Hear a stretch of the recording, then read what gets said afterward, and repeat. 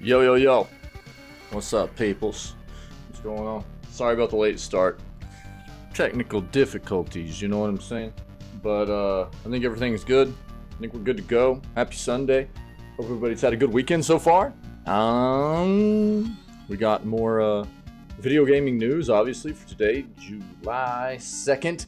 And then we're going to dive into, should be, what, are we day 15 now? What day are we at, dude? Did I change it up, right? Yeah, day 15, dude. Day 15 of Grounded. We're going to have lots of progression. We'll be seeking out some more chips to get some more. We got to find that flipping oven, dude. We got to find that oven.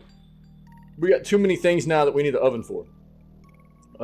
Banger weapons we know we can make. Castle walls with mushroom stuff. Things like that, man. We got to find this flipping oven in the game, but we're progressing, man. It feels good, having a lot of fun. Big shout out to Pinky and also Ferret yesterday for hopping in and playing with us too. I think Ferret will be in there with us today also, but it'll be a good time, man. We'll have a good day. So let's go ahead. Let's do what we do, man. Let's dive into this video gaming news segment for today and see what the world of video games has to offer, man. First and foremost, this is what we're listening to this morning, Loop Hero Vibes.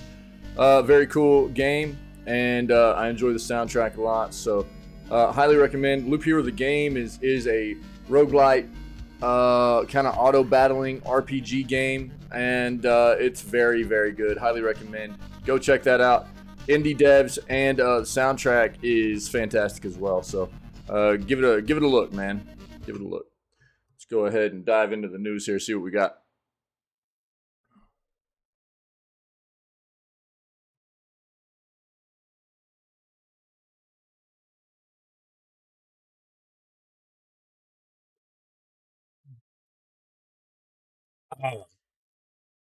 Oh my god, dude. I mean, this isn't a surprise, but it's still just a super turn off for me. Ubisoft has 11 Assassin's Creed games planned. They're releasing one very soon, which is Mirage. They are, what is that, like a September, October time frame, I think? I can't remember the exact date. We got Assassin's Creed Mirage releasing. We've got 4 other Assassin's Creed games that have been, I think it's 4. I know 3. Might be 4 that are in development currently. And now they're talking about 11 other planned. That might include the ones that are in development now. But good night, dude. Could they just run that game into the ground as much as possible? I mean,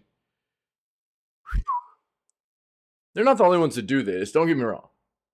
But they tend to be one of the ones that are always at the forefront of my mind and not even allowing people to get hyped about a title anymore. It's just so much all the time. Anywhere they can put that name on a game, they do it, dude. And I guess to an extent, I understand why Ubi does it right now and has, because especially over the past 2 to 3 years, Ubi's been struggling. And their most successful title is Assassin's Creed. It's not like they don't have other things that that have been successful, but not like Assassin's Creed has been for them. So, you know, this is what a lot of the big developers do. They struggle, they lean heavily on those titles that they know people love. And here we are. So I don't know how anybody keeps up. How do you keep up? And for people that have never gotten into Assassin's Creed, how do you even find the want anymore to dive into the series if you're, you know, just constantly getting further and further and further behind? Because they release them, man. It's like they're making candy. It's just nonstop. Assassin's Creed, man, it's crazy. Take a look at it. Game Pass Ultimate subscribers have 3 free games to claim this month. We might have already seen this. We'll see what they're talking about, though.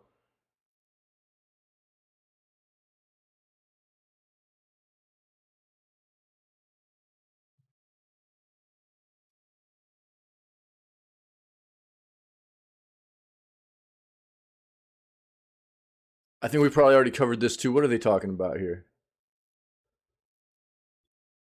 Yeah, we've talked about this. The game's leaving PS Plus. I'll just touch on it real quick. If you're a PS Plus subscriber, there are a lot of good games going away. BioShock, Stray, Borderlands, the Handsome Collection. I don't think it's worth noting that Marvel's Avengers is going away. I don't think that's going to be disappointing too many people. But these other ones are of note. BioShock Trilogy, Stray, Borderlands, all these are going away on July 18th. You've got a couple weeks left. So if you want to get any of those games played, you need to get in there and get it done because they are leaving the subscription service very soon. These are notable titles. In my opinion, BioShock 1 and 2, Infinite was not bad, but it wasn't the same level as BioShock 1 and 2. Stray, fantastic. And Borderlands. What all comes with the Handsome Collection? Is it 1, 2, and the pre-sequel?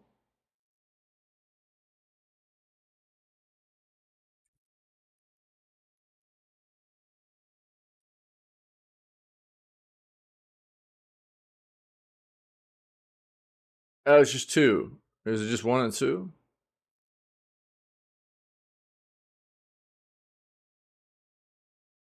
Oh, okay. So what it includes is actually Borderlands 2 and the pre-sequel. In my opinion, the one to play there is Borderlands 2. The pre-sequel, kind of lackluster. It was fine. It's Borderlands, but it wasn't Borderlands 2 for sure. So in my opinion, those are the ones you should be aiming at. A lot of good games there to play, though. A lot of good games. So don't miss out. Hopefully they'll be adding enough new good games to make up for what they're losing there.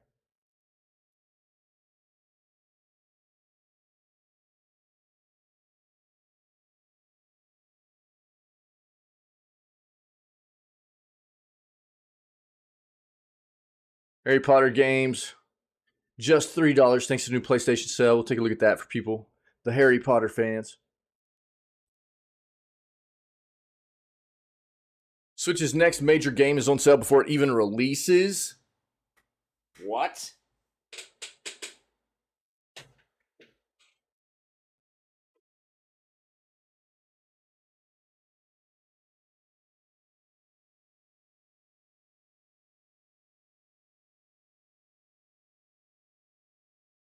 Yeah, here we go. I've kind of figured this would probably make the news. Every time Steam does a sale, they've got their own game bundle, right? Valve has made a lot of good games. You talk about like Portal, stuff like that. They're the ones that make TF2, the Counter Strike, like all those games, right?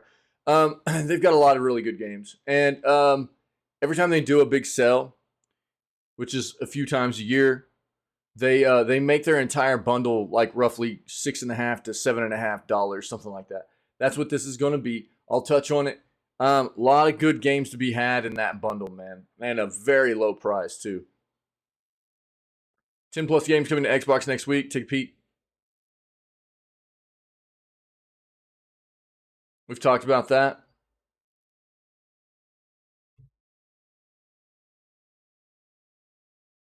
Yeah, I mean, I've already talked a lot about the Steam sale right now. It's going on through what, July? Like here, just pull this up. July 13th, or yeah, July 13th at 10 a.m. Pacific time.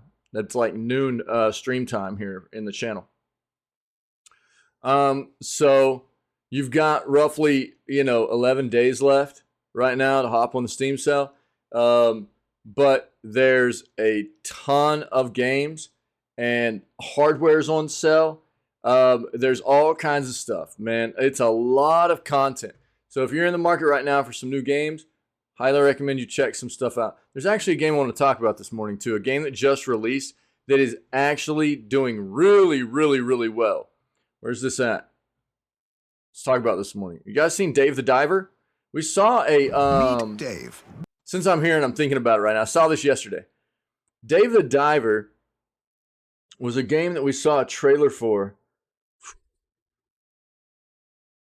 not very long ago. So many showcases happened. I feel like Dave the Diver wasn't the June showcases, though. It might have been like at the end of May, maybe even a little bit before that. I can't remember exactly. But if you guys see what the release date is for this game, it's June 28th. And I don't think it was early access, dude. Let me see here. Yeah, I guess it was. I guess it was early access. Yeah. Yeah, it was early access. But you see how many reviews have come out? Over 3,000 reviews just over the past like 3 to 4 days. And apparently this game's doing very well. Very well. It's on sale right now too. Not like a huge sale, but it's something. Overwhelmingly positive, 97%. This is of over 15,000 reviews at this point.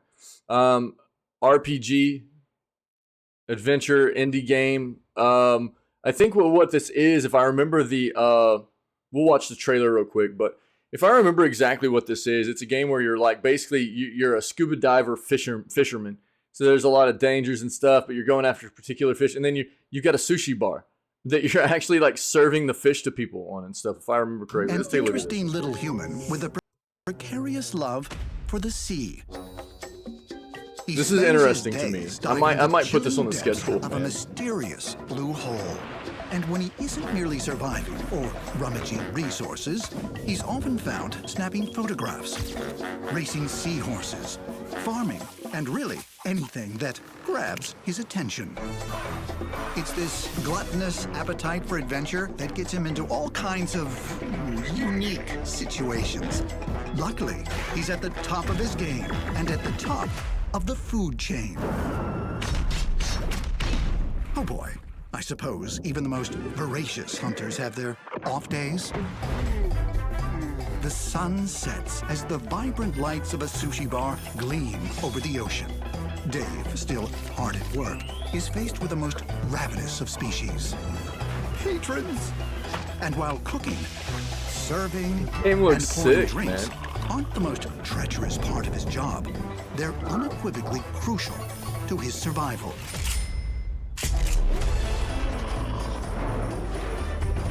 The Blue Hole is home to unimaginable secrets. And with Dave's unquenchable thirst for discovery, there's no telling what he may encounter. Dive in and guide Dave through the dangerously dark depths of the daunting deep sea. Dave the Diver. Looks pretty cool. The game looks pretty cool. So if you want to take a look at it yourself, there's a link for it. Looks pretty solid. I didn't even realize that game was early access, but apparently it's very, very good. Consensus review wise, you know what I mean?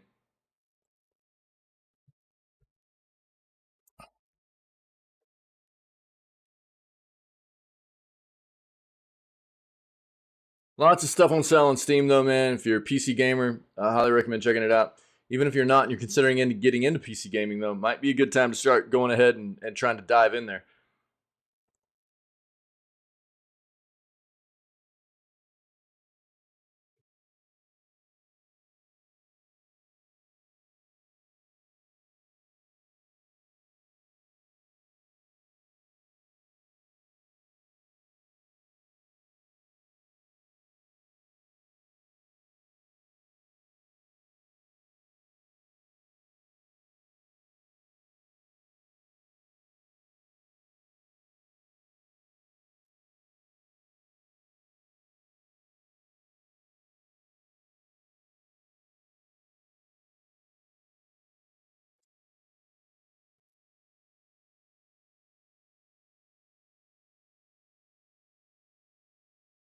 I think that yeah, it's kind of inevitable that I wouldn't say that's unwarranted speculation that the Switch 2 will be, on par with like some PS4 type power.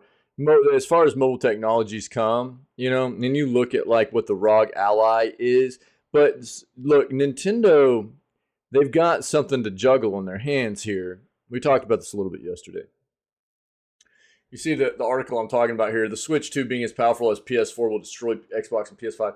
Nobody knows, except for Nintendo insiders, exactly what the next Switch console will even be called, what it it will be hardware wise or anything like that. And Nintendo's really good about keeping things under wrap. Until they're ready to reveal the information to the public. But you can kind of get an idea between, you know, what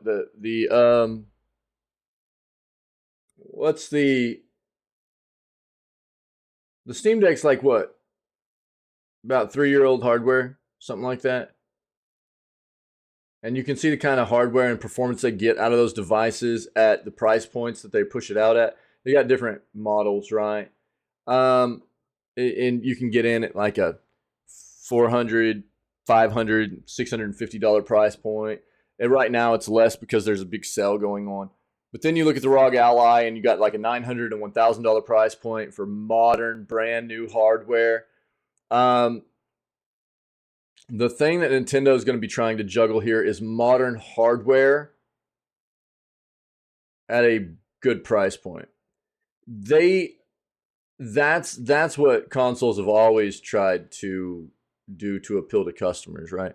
They try to appeal to the game player in a way that you can get solid quality hardware at not a too expensive price point. You don't have to break the bank, right? I don't think they're going to want people paying really over like $500 to $600 for the next Nintendo console. And so is the next Nintendo console going to be the same power level as like the ROG Ally? I seriously doubt it. If they want to make money on the hardware, I doubt it. So they've got like kind of a balancing act to do, if you will, and trying to figure out the best point that they can develop. And I'm sure they've already got that figured out. We just don't know yet how to balance a good, powerful piece of mobile hardware that also maintains great battery life, along with a good price point for customers. And I have no doubt that it'll be a much, much more powerful device than the current Switch is, because current Switch is 8-year-old hardware. And mobile technology just doesn't age as well than big, chunky, traditional console hardware, right?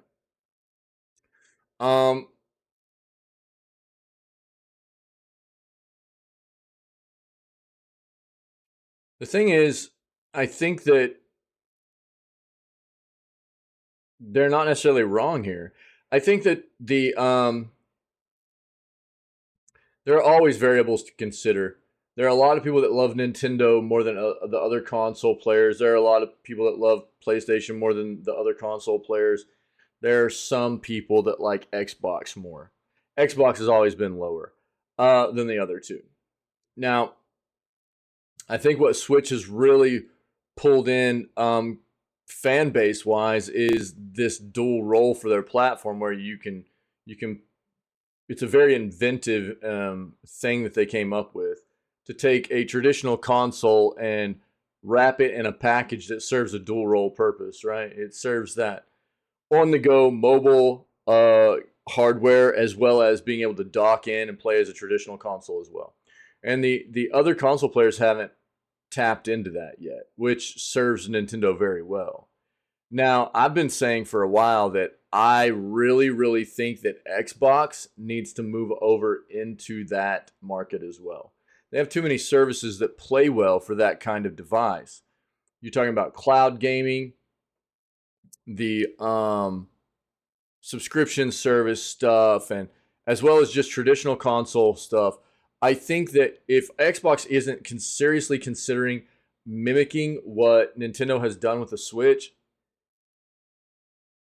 that's an oversight for them. And they've never been able to compete just on hardware alone, especially with like PlayStation. Well, and I mean PlayStation and Nintendo. They've never sold nearly as many consoles or anything like that. But I think if they transitioned over into a console more like the Switch, something that serves a dual purpose, because it fits their profile better. It fits their services better. And I think it could do very, very well for them.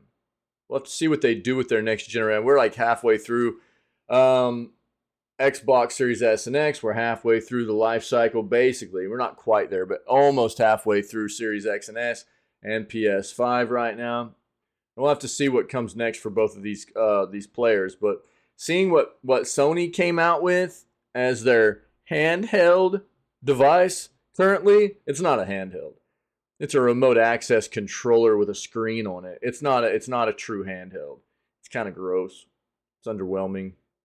It's a money scam to customers, the people that don't know any better. I want to see Xbox do better, do something more with a handheld. Even if they do continue to do like a traditional Xbox console as well, I think the best thing they could do is actually mimic the Switch. The Switch 2 is going to be a very, very good thing, man. No doubt about it. I think it's overdue, but when it does finally hit, it's going to be a massive, massive thing, with especially how far mobile technology has come over the past, let's say, 8 years, because that's how old the technology is that's in the current Switch. It's going to be a great thing for them. Their games look dated right now. They really do. Even new games that come out for the Switch look dated. And in my opinion, they've needed a hardware upgrade, a new console for 2 to 3 years now. But yeah, it's going to be a devastating thing to both PlayStation and Xbox until they figure out a way to, I think, compete better on the mobile front like Nintendo has, honestly.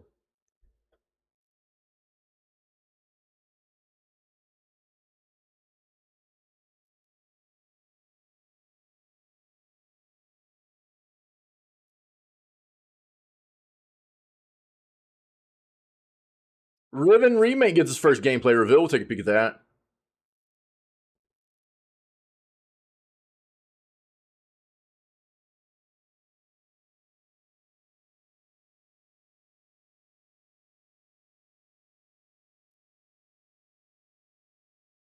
Let's go to our other search.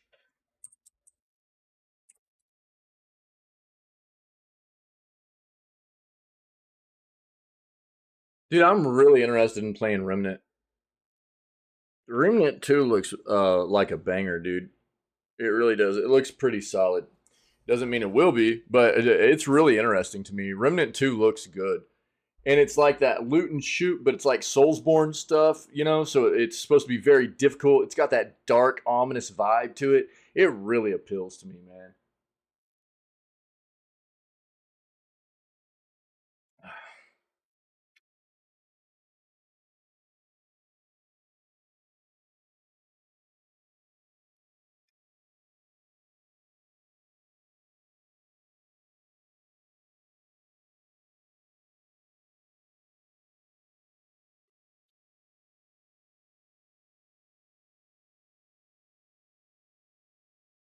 Oh, here we go. Do we have some more news like we were talking about yesterday on the cost of these AAA Sony games? There's a bunch of badly redacted documents that got released for the FTC stuff going on right now with Microsoft and their Activision Blizzard deal from Sony. Both sides of this are getting subpoenaed for certain internal documents. And there's a lot of those internal documents that were able to have an amount of certain information redacted. But Sony did a terrible job at redacting, and people could still see the information through the redacted, what was supposed to be redacted information. So we've gotten a lot of information come out. It's really wild. Fear-inspired shooters, another 2023 sleeper hits. See what that is.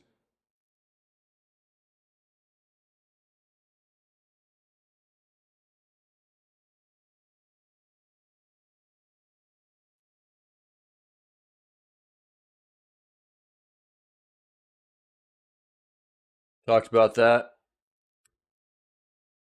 Apparently, there's a rumor that Ubisoft is remaking Assassin's Creed Black Flag. This is probably clickbait. It's just rumor. If there's something official, we'll dive into it.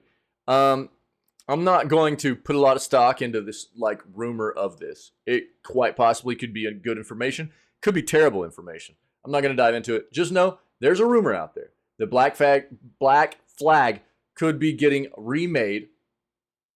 They're not talking about remastered either. They're talking about remade. Completely. That's what this says. Remaking. Which means ground up. Total remake of that game. And we'll see what happens. If it's true, more information will come to light. Something official will hit, and we'll find out.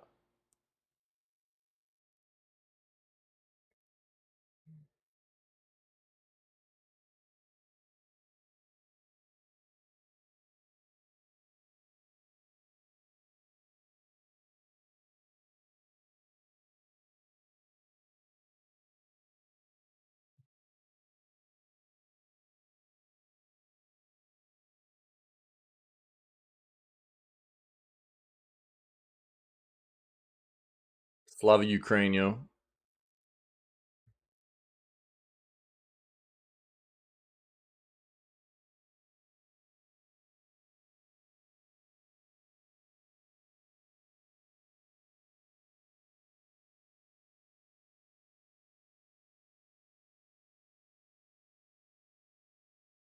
I'm just done diving into the FTC stuff until they come to there's some kind of decision that gets made. It's just every day, and it's a lot of reading the same stuff. So I'm kind of over it until the decision's made. I'm done diving into it. It seems like the FTC's had their mind made up on this a long time ago. They seem to be on Sony's side, is what it seems like. To the point of where they didn't even want to consider Nintendo being a console competitor. What? I don't even know how anybody that knows the gaming industry and business even a smidge could go, Nintendo's not a console competitor. How anybody could say that's insane. Do they always compete on the same exact front as PlayStation and Xbox do? Especially talking about how Xbox and PlayStation are traditionally the ones that really bump up against each other. I think everybody understands there's some differences there. But to say that Nintendo's not a competitor in the console market, you're out of your flipping mind. The FTC's got some kind of agenda, dude. It really seems to me. And I'm just tired of reading into it. A decision will come, and we'll figure it out. We'll see what happens.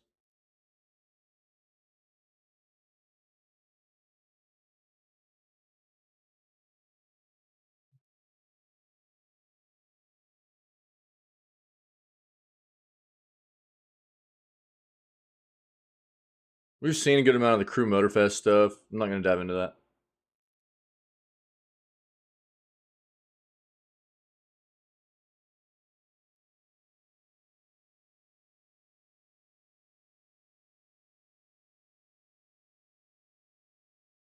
All right, let's see where Warhammer 40k Rogue Trader's at right now. There's a good amount of hype about that game. This game looks dope.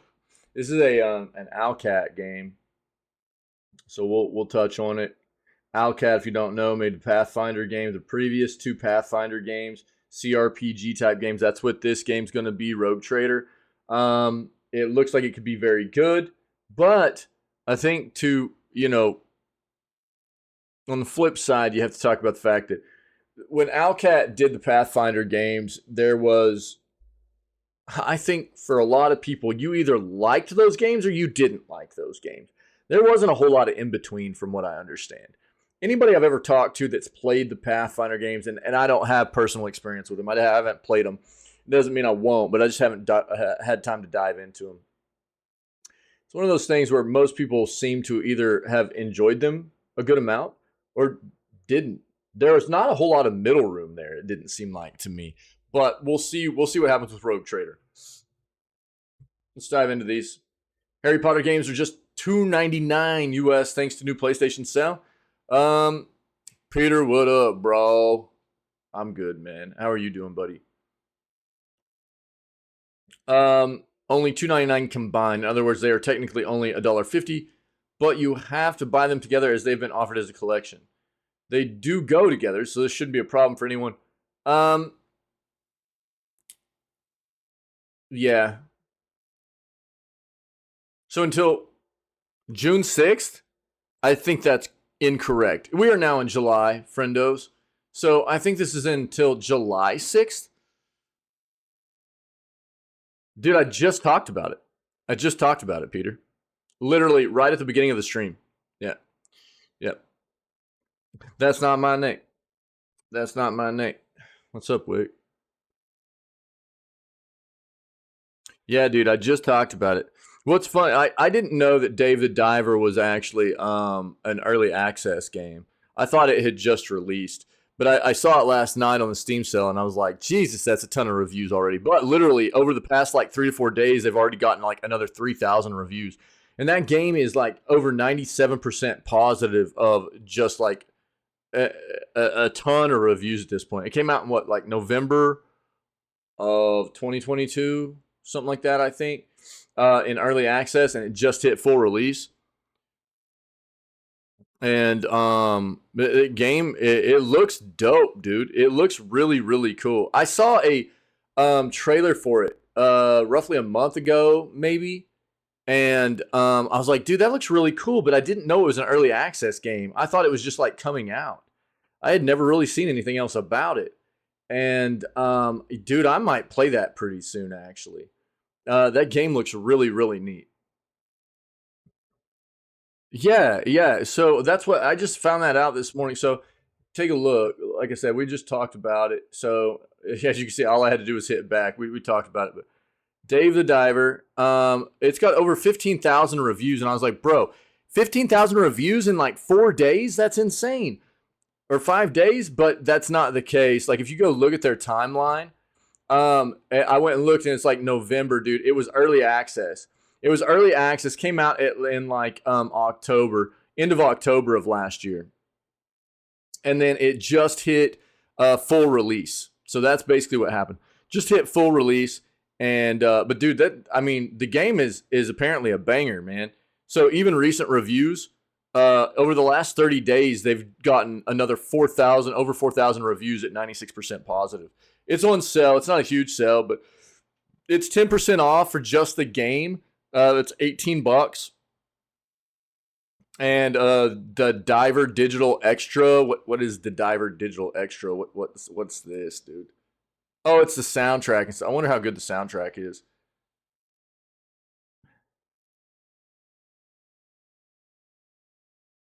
Oh, you get a boat skin, an expansion pack, only available to those who already own the Dave the Diver basic package. Boat skin, art book, soundtrack. That's a long soundtrack, dude. That's like 54 songs. Wow. Interesting. Hold on.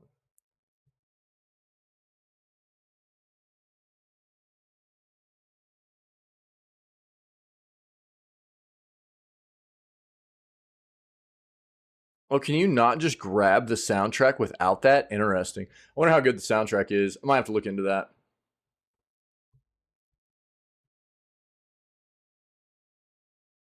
I've got other stuff in my cart. Shh.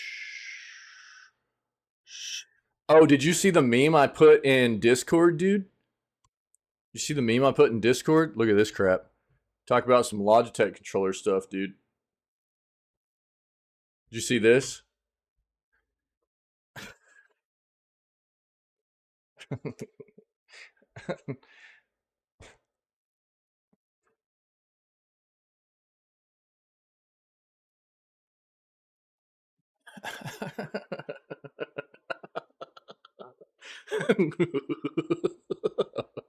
Bro, I saw this. I thought I was gonna die laughing, dog. Yeah, black box, dog. Yeah, I saw this on Imager.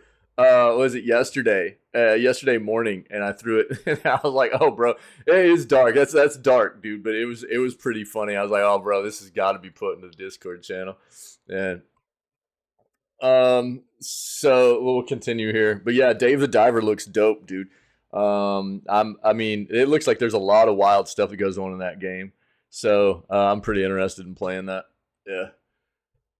If you've never played the pair of releases, you can do so for just $3, at least until June. They says June 6th. This is supposed to be July 6th. When the sale ends. So it's Lego Harry Potter. Excuse me. So they've got years 1 through 4 and 5 through 7. These are cool games. These are good Harry Potter Lego games. They're pretty neat. But this is on the PlayStation Store. They've got links and everything, so I'll link it for you guys. Larry Potter, dude. It's the Larry Potter games. Switch's next major game on sale before it even releases. Oh,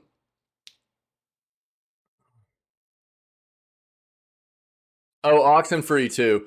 Yeah, so apparently right now you can buy Oxenfree 2 for the Switch at $15 instead of $20. But look, guys, this is a Netflix game. Netflix owns this studio now. I'm pretty sure they own Night School Studios. So this game is actually being published by Netflix, which means you can also play it on Netflix's platform.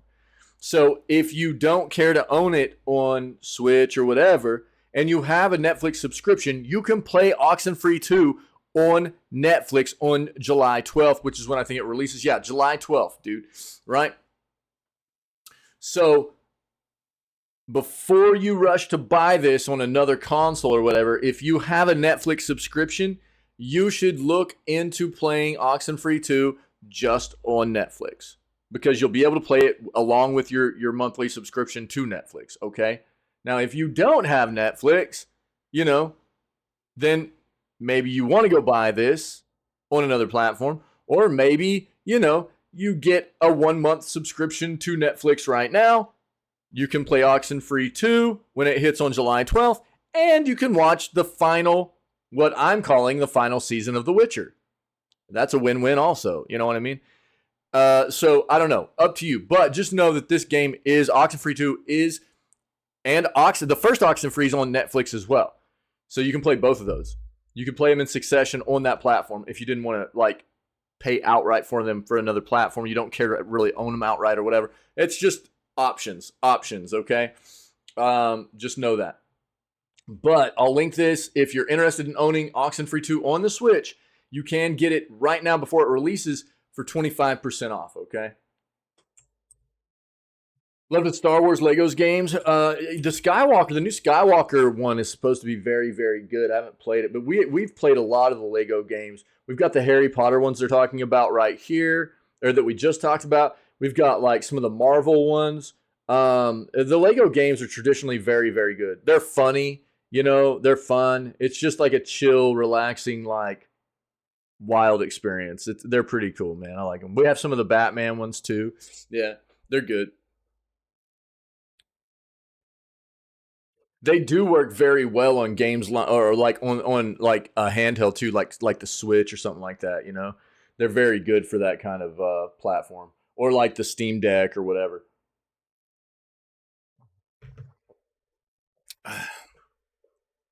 Yeah, here. If you guys don't remember, or you haven't seen this yet, or you weren't aware, whatever, Valve. I'm guessing this is what they're talking about. Yeah, it's their own bundle.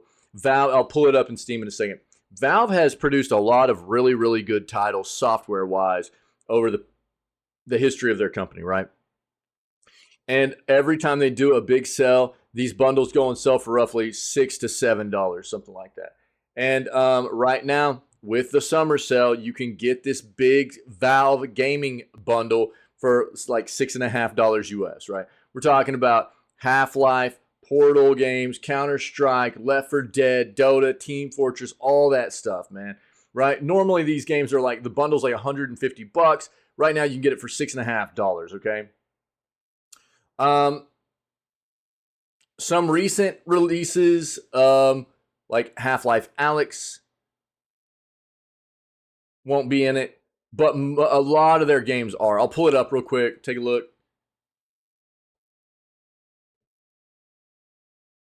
And I'll link it for you guys as well. God, dude, I got an eyelash. It's got me jacked up.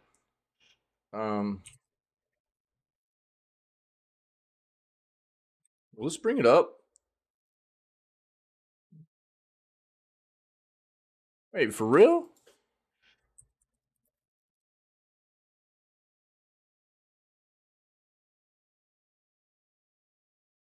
Steam Deck bundle.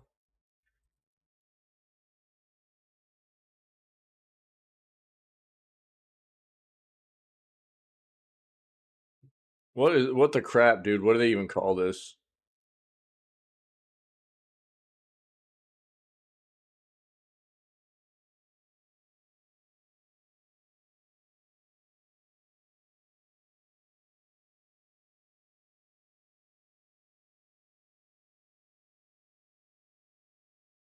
Hold on.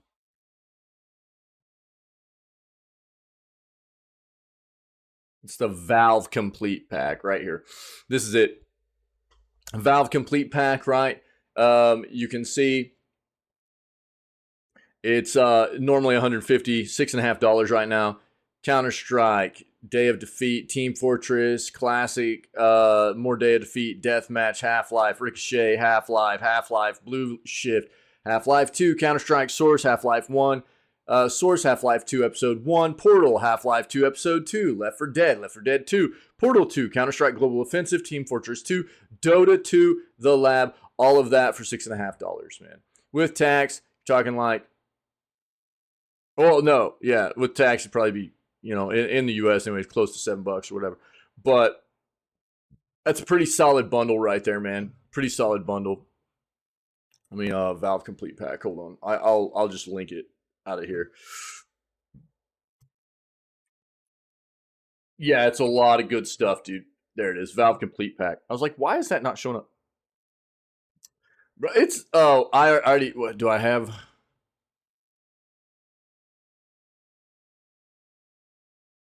It's showing it as $6.09 for me on here when I just pulled it up.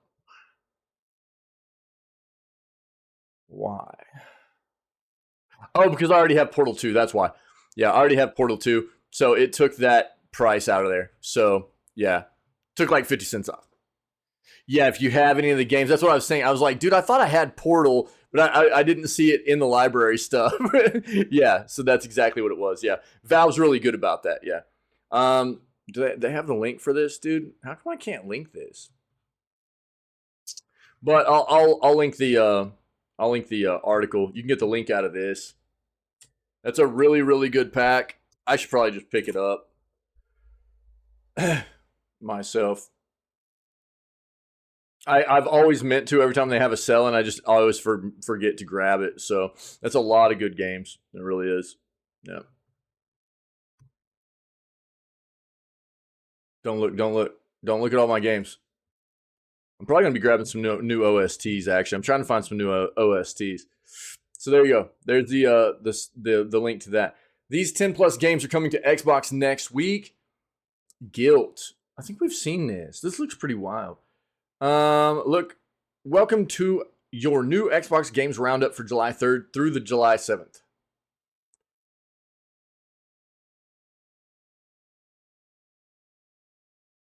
Here's what's coming to Xbox next week. Echo Blade, July 3rd. Tomorrow, Gimmick, July 6th. Guilt, July 6th. Scarf, July 6th. Full Quiet, July 7th. And Safari Pinball, July 7th.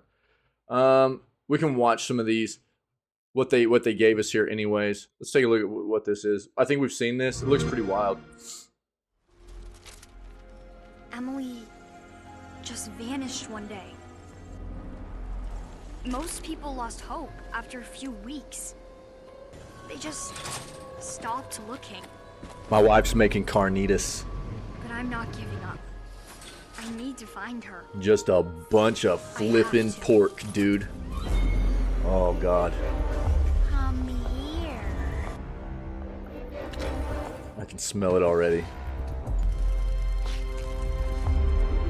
Yeah, dude. Emily? Don't be afraid.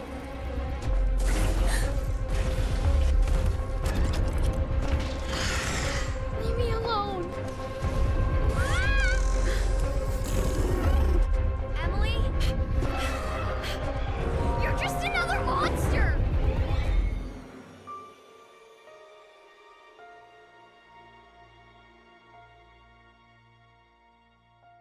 Nice. Yeah, I got up this morning. I was like getting around. I went out into the kitchen and like grabbed some coffee. There's like 2 big old pork shoulders like sitting out there thawing out. And I was like, oh, She's like, yeah, we're gonna have carnitas. I was like, oh yeah. Keep talking to me, baby. All right, let's look at Scarf, dude.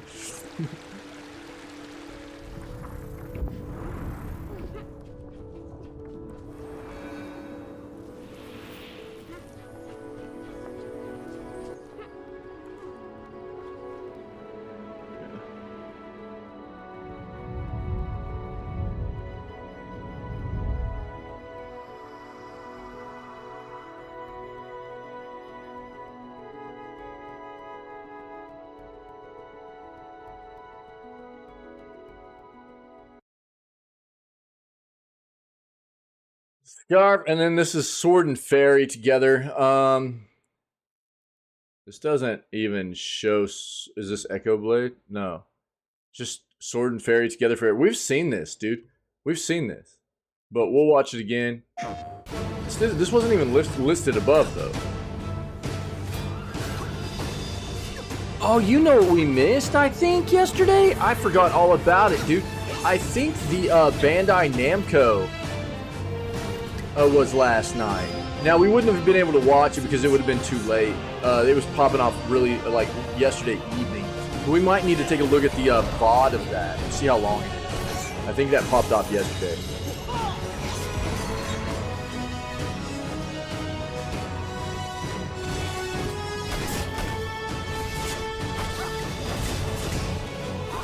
I think it was the Bandai Namco showcase.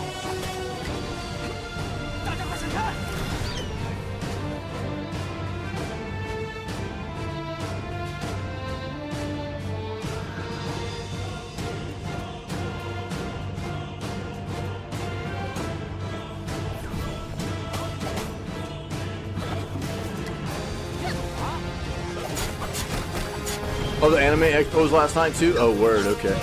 Sorry. I've got the window open, man. It's a nice rainy morning, dude. I've got it all nice and chilled out here in the stream room. I hear something weird outside though. I think it was just some big raindrops or something.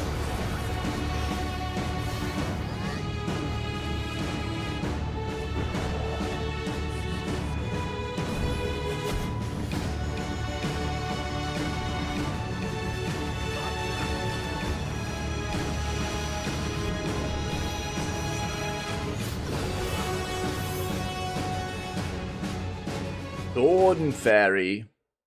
So there you go. If you need more out of this, oh, Arcade Paradise is on July 3rd. Sword and Fairy July 5th. There you go. I didn't see that before. All right, there you go, guys.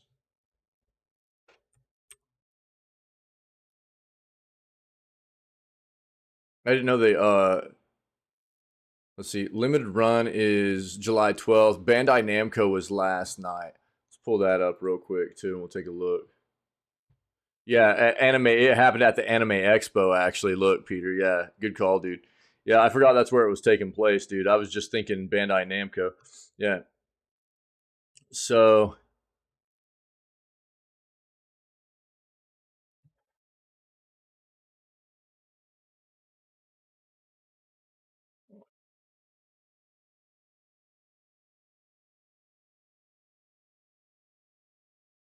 Okay.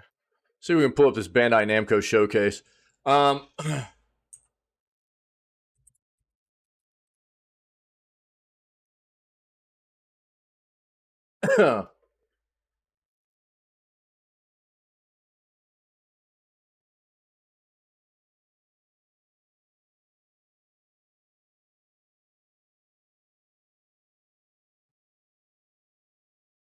Did you watch it all, Peter? Did you watch the anime stuff?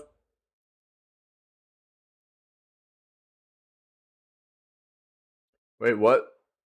They don't have the VOD of it? Okay, hold on. Gross.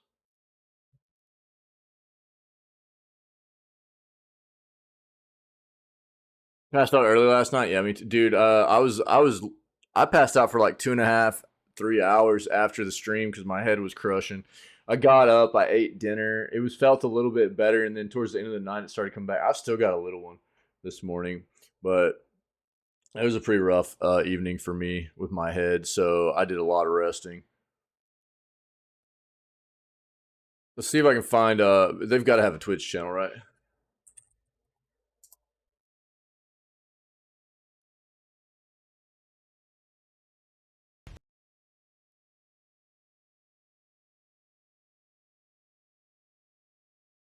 Go here.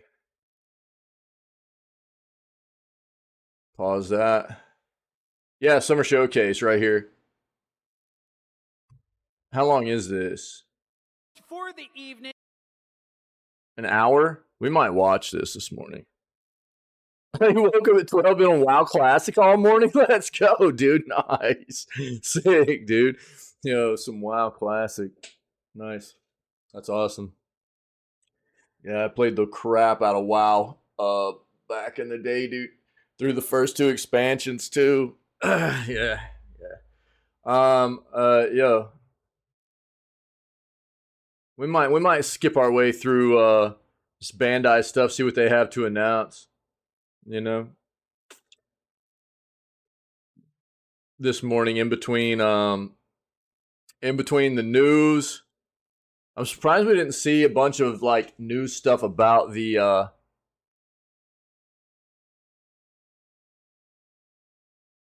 what came out of the Bandai showcase. Usually if we miss a showcase, our news segment will catch at least a good chunk of like recap, you know? Yeah, it's kind of weird. I just remembered off my head because I didn't see anything this morning Bandai Namco news-wise. Yeah, didn't hear much yet. Yeah. I just remembered that it was supposed to pop off last night just a second ago. It's weird. I don't know. We might just skip through this real quick at the end of the news segment, see what we can find, okay? Since it's a VOD, it'll allow us to kind of skip a lot of that, like, kind of fluff material, the filler material, and we'll see what trailers we get into, okay? We'll do that right here at the end of the news segment. Riven's remake gets its first gameplay reveal, and the original Myst sequel's co-director is heading up the project. Okay. At this year's Mysterium Con, Myst creator Cyan Worlds provided a first look at alpha gameplay of its upcoming remake of Riven, the sequel to Myst. The short demo came at the end of the presentation, where it was also revealed that Riven's original co-director Richard van der Wind has been heading up the remake.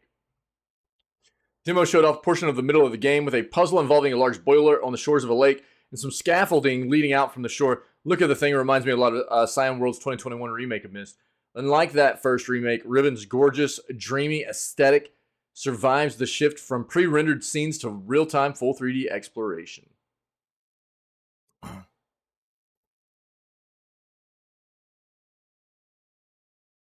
It almost has like a Rust vibe to it, you know? Time will tell if the remake is able to handle the gameplay transition better than Myst, but there's some hope on that front. Cyan World stated that it will be working on improving aspects of Riven that players found frustrating back in the 90s. We'll even be delving deeper into the world of lore. The game's creators insist, however, they will not be dumbing down the foundational point-and-click adventure. To that end, Cyan Worlds has gotten Richard van der Wind, a co-director of the original game and former artist at Industrial Light and Magic and Disney, to return as director for the remake. Van der Wind is widely regarded as a major source of Riven's unique, gorgeous world, and Cyan Worlds said that he has been working on the project for some time already, as opposed to being a recent addition. Cyan Worlds described the Riven remake as being playable from start to finish, but still quite a ways away from being ready to ship. Cyan Worlds is not yet ready to commit to a release date for the Riven remake, though Cyan Worlds presenters jokingly promised that it will definitely come out in advance of Riven's 30th anniversary in 2027. Good joke. Let's wait and see if they actually hit that. You never know in you know, today's gaming world, right? We'll see. You would hope so. Shut your mouth. Shut your mouth. Autoplay. Doc. Am I missing? What's going on, dude? I can't turn autoplay off. Are you flipping kidding me? Oh my god, dude. I hate these websites. Okay, here's some more information apparently. Again, a lot of the so basically the title of this, right? Cost cost of Sony AAA games revealed. We've already seen a lot of this. The Last of Us Part 2 and Horizon. The latest Horizon game, they both surpassed like $210 and $220 million around that area for total budget of those games. What we've also found out was that like total profit after all other cuts, came out of the sales and stuff like that. Total profit each of those games made over what was put in, everything. Each of those games made over 300 million. Yo, Psycho, what's up, dog? So, all in all, each of those games ended up making them over $600 million profit. The reason we're getting all this information is because of the FTC regulatory hearings going on in regards to Microsoft's proposed acquisition of Activision Blizzard. There's been a lot of subpoenas for documentation from Sony and Microsoft and Xbox. And apparently Sony submitted a lot of documentation that was supposed to have been redacted, but it wasn't redacted appropriately. Meaning that after people got their hands on these documents, you could still see the information through what was supposed to have been redacted, right? At work for 30 more minutes. Let's go, dude. Into the work day. Let's go, dude. So we've gotten a lot of this information on Sony's budgets for some of their big games, how much they're making off of these games, things of that nature, right? It's kind of a wild situation. Sony accidentally revealing in the FTC trial, right? That's what I'm talking about. I guess this is just a video that you can look into. It's got some timelines here. This video is going to be pretty long. So at 51 seconds, Microsoft admits Xbox has lost the console wars. We knew that, dude, a long time ago. It's not just this generation. Xbox has always been outsold by Sony. Let's not even talk about Nintendo right now. Not that they don't matter. But just to stick with Sony, because that's the main thing this FTC debacle has to do with. Xbox has always been outsold by PlayStation by roughly double hardware, at least in the hardware realm.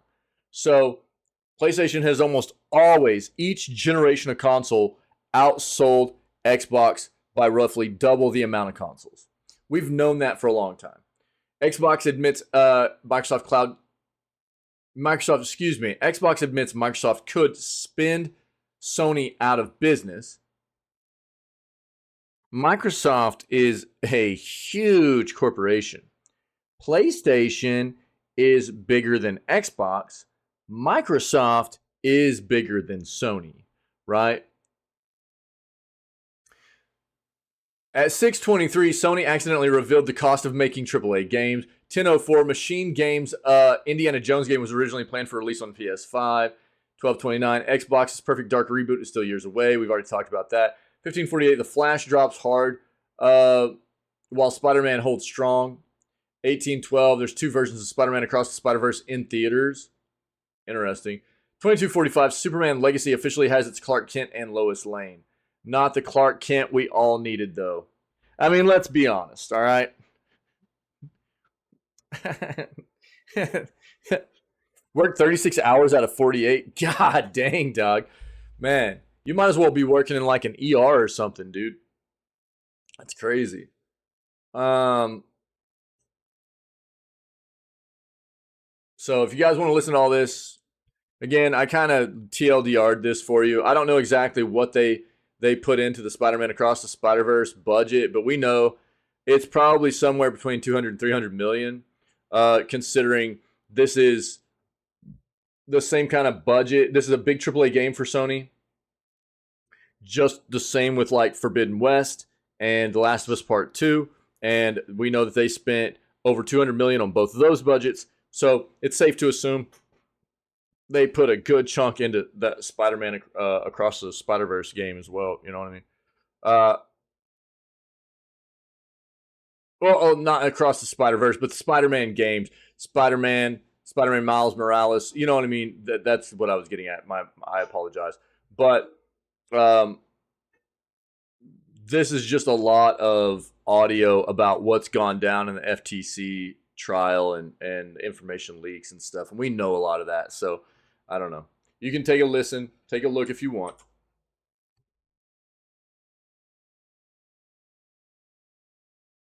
Probably be funner than memory care. Dude, I bet ER. I wouldn't want to do ER work. Look, I don't even want to do healthcare. Let's be honest. But bro, I bet the ER is a madhouse. Most places, you know. I don't know. This fear-inspired shooter is another 2023 sleeper hits. What is this? In a year full of great games, the indie scene has not disappointed. While games like Amnesia: The Bunker have provided fantastic horror experiences for players, we're probably going to play Amnesia: The Bunker during Scaretober. The fear-inspired FPS game Trepang 2 is taking Steam by storm. Launched on June 21st, the game has received praise from every corner of the internet, and the gory, action-packed FPS now has an overwhelmingly positive review rating on Steam, with 95% of just under 2,000 reviews loving the game. One player described the game as an underrated gem in their review on Steam, saying the game needs more exposure to flip the FPS industry and bring in a revolution of sorts. Nice. Another player noted Trepang 2's fear inspiration, saying Trepang 2 takes what fear started and moves it forward to the next logical step. Nice. I wonder if Timlin knows about this. Oh, right on, Psycho. Okay, nice, dude. Yeah, that could be worse. For sure. The game has become so popular with indie shooter fans that New Blood, developers of games like Dusk, Ultra Kill, and Gloomwood, even teamed up with the Team 17, published a game to create the Ultra Trepang bundle for Steam Summer Sale. The bundle includes a copy of both Trepang 2 and Ultra Kill. While the game is currently only available on PC, it's set to make its way to both Xbox and PlayStation in the future.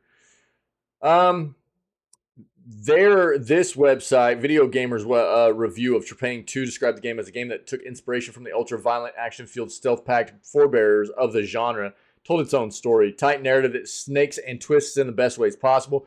Perfect pacing and immensely satisfying gunplay gives you a true sense of super soldier status. All work synergistically to create a deeply fulfilling and fun experience.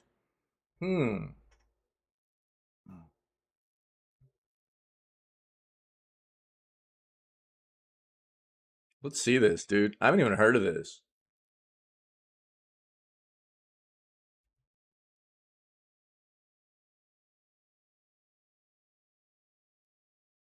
There we go.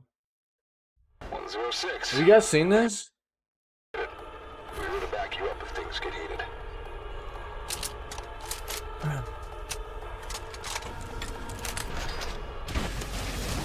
Oh, let's go, dude. This might be some Scaretober action.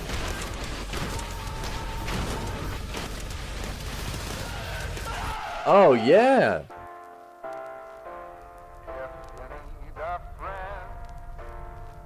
I'll be right by your side.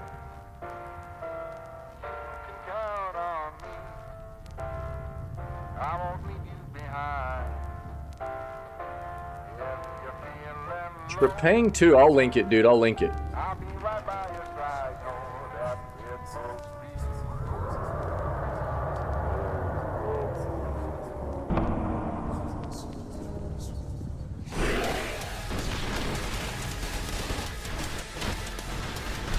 Let's go.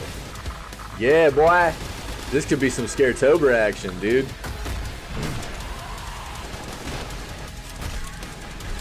This looks good.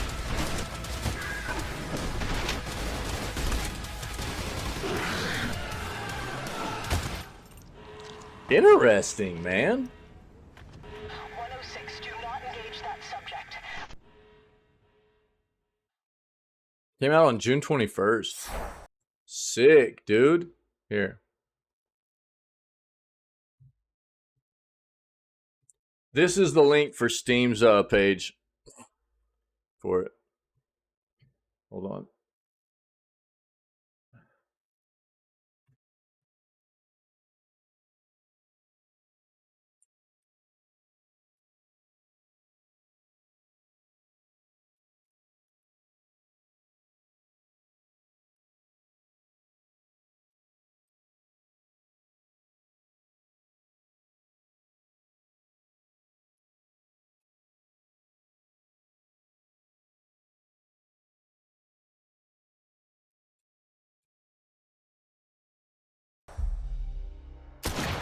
Link this for Tinwin real quick. He loves Fear.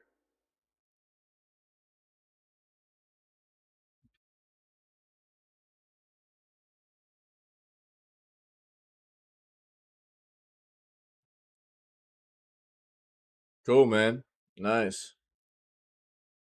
Let me go back to that real quick. I'm gonna wish list that. 106. You made it. We're here to back you up if things get heated. Shut your flipping mouth. Shut up. Sorry. Banger edition. I wonder how good the soundtrack is. It's not on sale right now. It's not on sale right now. But the banger edition is. I love the name of that. Trepang 2 Banger Edition. That's sick, dude.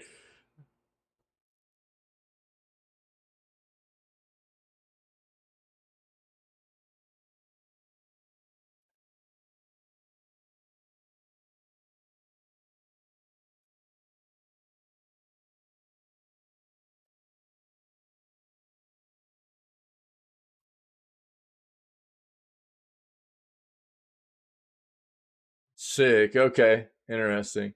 The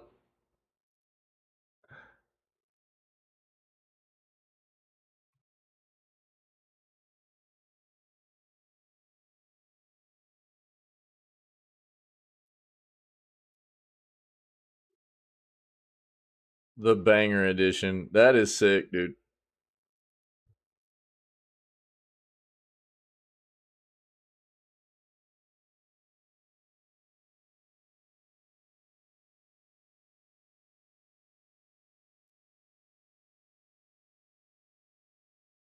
$106.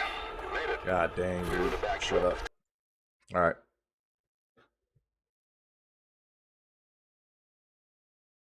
Talking about Alma, dude. I played those games. Played all of them. Streamed all of them.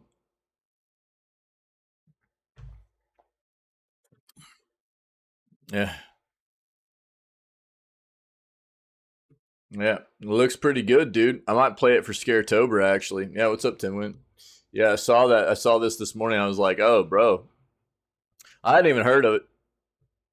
But just saw that right now. I was like, oh, man. That might be a nice Scaretober edition, dude. We'll put this on the schedule real quick. What's up, Timwin? Unfortunately, it's not on sale right now for the Steam sale, but who knows? Maybe close to like October it will be. Usually a lot of the horror type games go on sale around October. We'll see. But it looks flipping great, dude.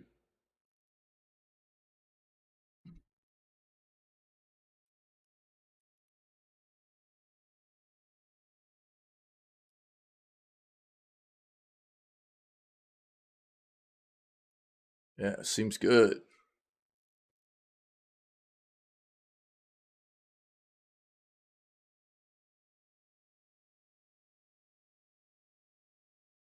Don't think you finished the last one? Well, I mean, who knows what he had going on, Tinwin. I mean, you know, you can't bag on somebody for not finishing a game. They might have just got sidetracked with something else and just forgot to go back to it and finish it. You know what I mean?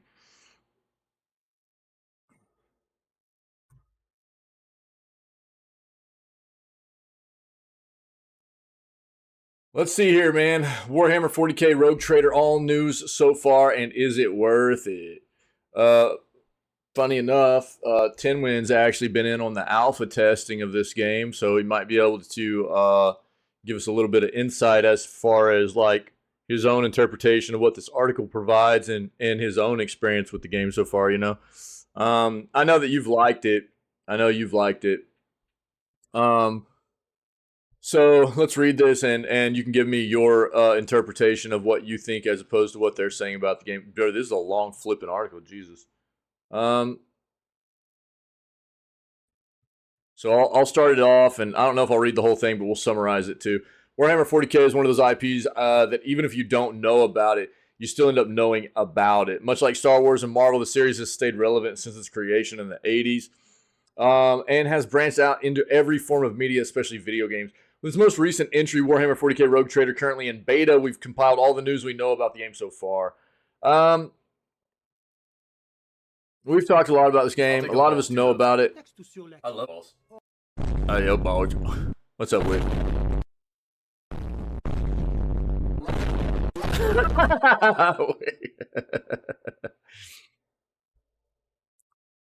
Yo, Psych, what's up, Doc? Sleeper hit. Yeah. Yeah.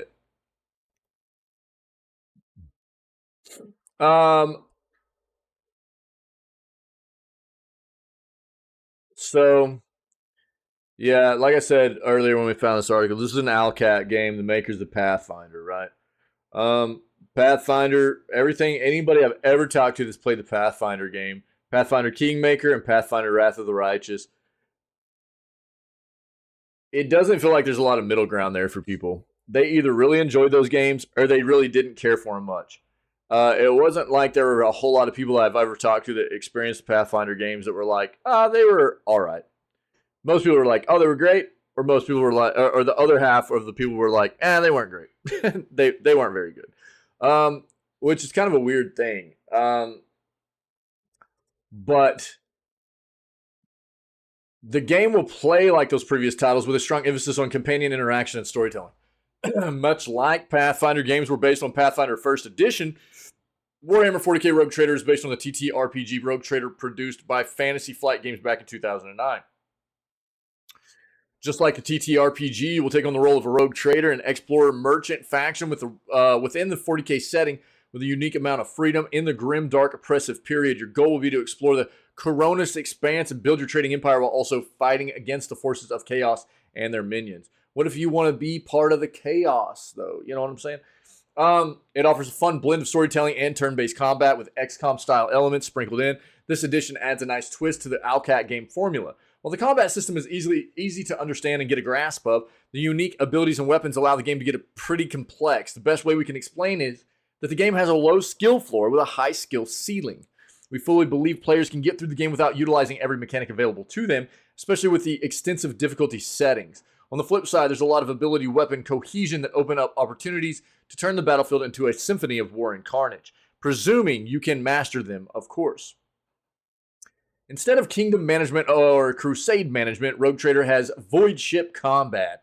In the past, these editions have been love it or hate it amongst the community, but it's always interesting to see how Alcat translates these RPG mechanics into the game.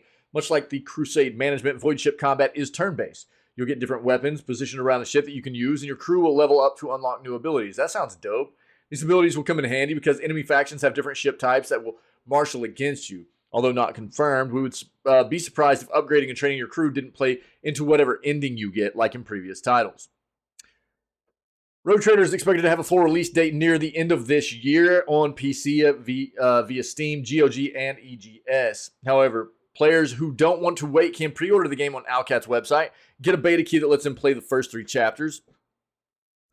Be warned, though, the beta has bugs and incomplete features, so it's hopefully, it's a beta. You gotta expect that, okay? People that play a beta and expect a beta to not have some issues are out of their minds. That's why you're helping play a beta. You should be providing feedback to help the developer get rid of those issues, sort those issues out. It's a beta. That's why developers run betas, dude. Understand that. So it's hopefully not indicative of what the final product will be like. With all that being said, though, 40k series might seem daunting to players not familiar with it. After all, it's hard to roleplay in a game whose setting is completely alien to you, which leads to our next section. Is it good for new players? As someone fairly new to Warhammer 40k setting, having dived into about a year ago, I find myself in a unique position with the game. On one hand, I've been dabbling in the lore and setting, so most of the concepts brought up in the game are ones that I can't understand. On the other hand, I'm not nearly as versed as veterans of the 40k universe, meaning that some things brought up in the game are completely unknown to me. Puts you in a nice position to see somewhat from the perspective of someone completely familiar with the setting and someone who isn't. But to make a long story short, Warhammer 40k Rogue Trader is perfect for players new to the setting. Alcat does an amazing job of onboarding the player into the world of Warhammer 40k the moment they start the game. Major concepts, characters, and events are given a hyperlink when they appear in dialogue. Great! Much like in the Pathfinder games, all the player needs to do is hover their mouse over the word, and they'll be given a short blurb or definition to help them out. That's great. Incredibly helpful, yes. Furthermore, Owlcat has included an already robust glossary and dictionary containing all the information you'll probably need. That's just in the beta. I can only assume more information will be added by the full release. I have no doubt this game will be more fun for players new to Warhammer. This game will be more than fun for players new to Warhammer, excuse me. More than that, I think the game could serve as a perfect entrance into the setting. I wish I had a game like Road Trader when my interest in Warhammer was first sparked. While the old Dawn of War games did a great job of keeping me interested, the game's goal of teaching you about the universe as you play it would have been very welcome. Good for veteran players. Veterans will feel right at home. Good. While I've never played the Rogue Trader pen and paper game, I wouldn't be surprised if there were some Easter eggs from that as well. Not confirmed, but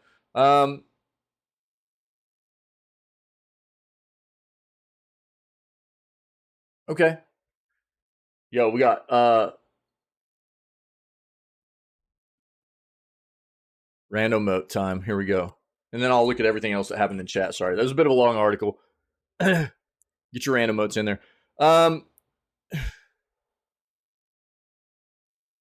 Yeah,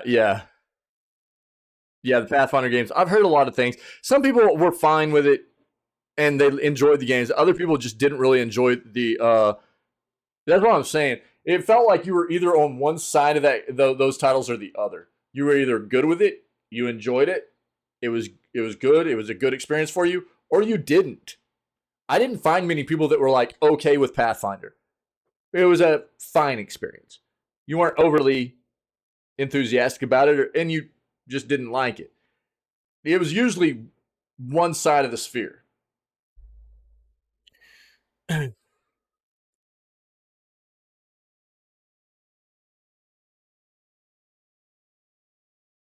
Quite sure nobody actually liked Kingdom Management or Crusade Management, at least from what I've seen in the community. Okay, right on. A lot of choices, transformations, points of no returns, etc., for the Pathfinder games. Okay. Some people, it outweighs the issues. Yeah. What? Wick?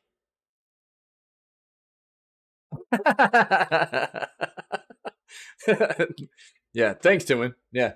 I mean, do you agree with a lot of the rest of what was stated here? I know you've enjoyed what you've been able to experience so far, being in like the alpha beta stuff of this game.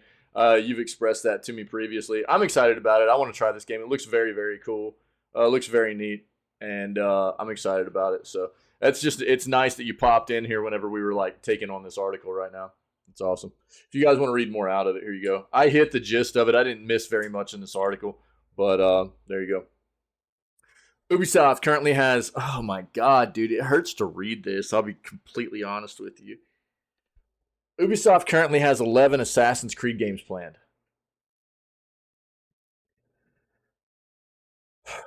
So I'm guessing they're talking about, Mirage is about to release within the next, what is it, September? Is it a September date? Or is it October? I think it's one of those. Mirage is going to release. We already know they've got like at least 3 other games that are currently in development. Thanks, Tim, and I'll read that and get you hit on it in just a second. So we know they have at least 3 other games in development, being well into project development, right? And I'm assuming they're including a lot of this as games planned. So take that out.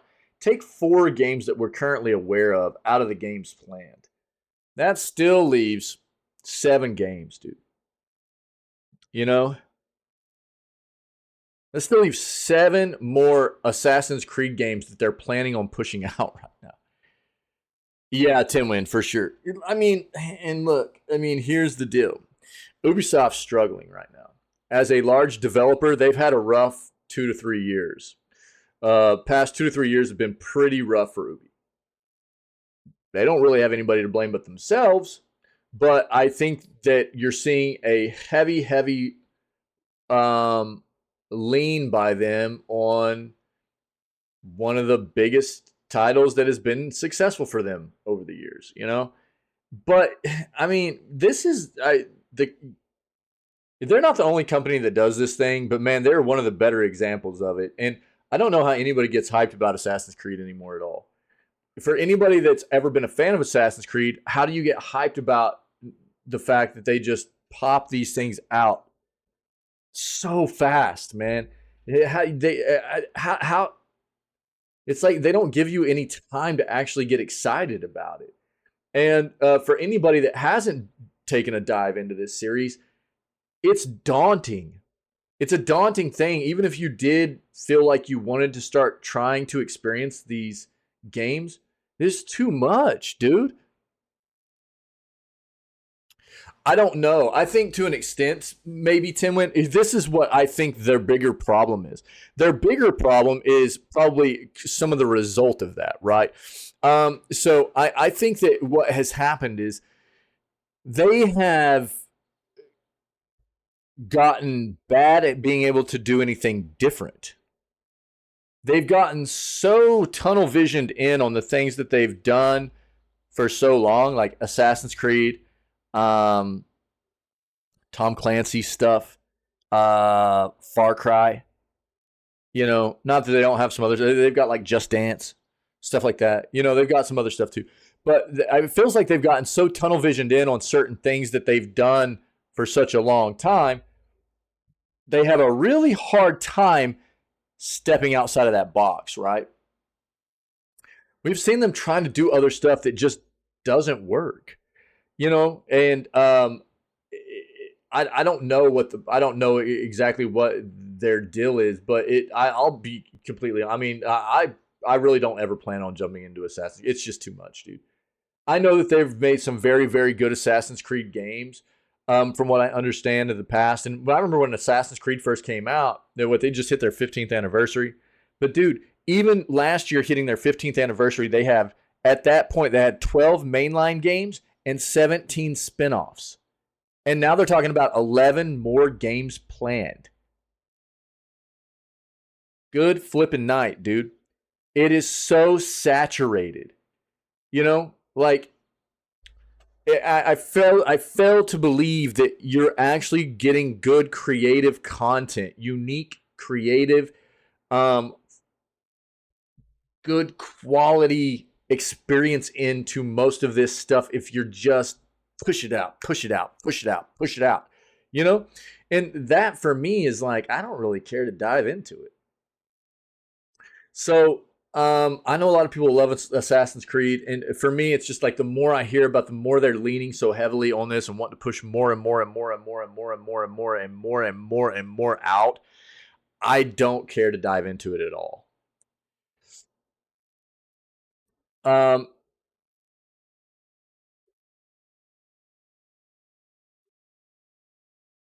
Big expensive open world games that people is caring less and less about. Rayman games, once more, half price, be so. Well, look, we actually just hit on the fact too. It's funny, we hit an article yesterday. Lost the hype after Black Flag. Dude, we just hit a rumor this morning that there's a rumor going around that Black Flag is actually getting remade too. Not like a complete remake. So that might be part of this. Yeah, that's what I'm saying. So it just looks like a big, it's like, well, this has always been good for us. Let's just do as much of it as we can, try to stay afloat, Yeah.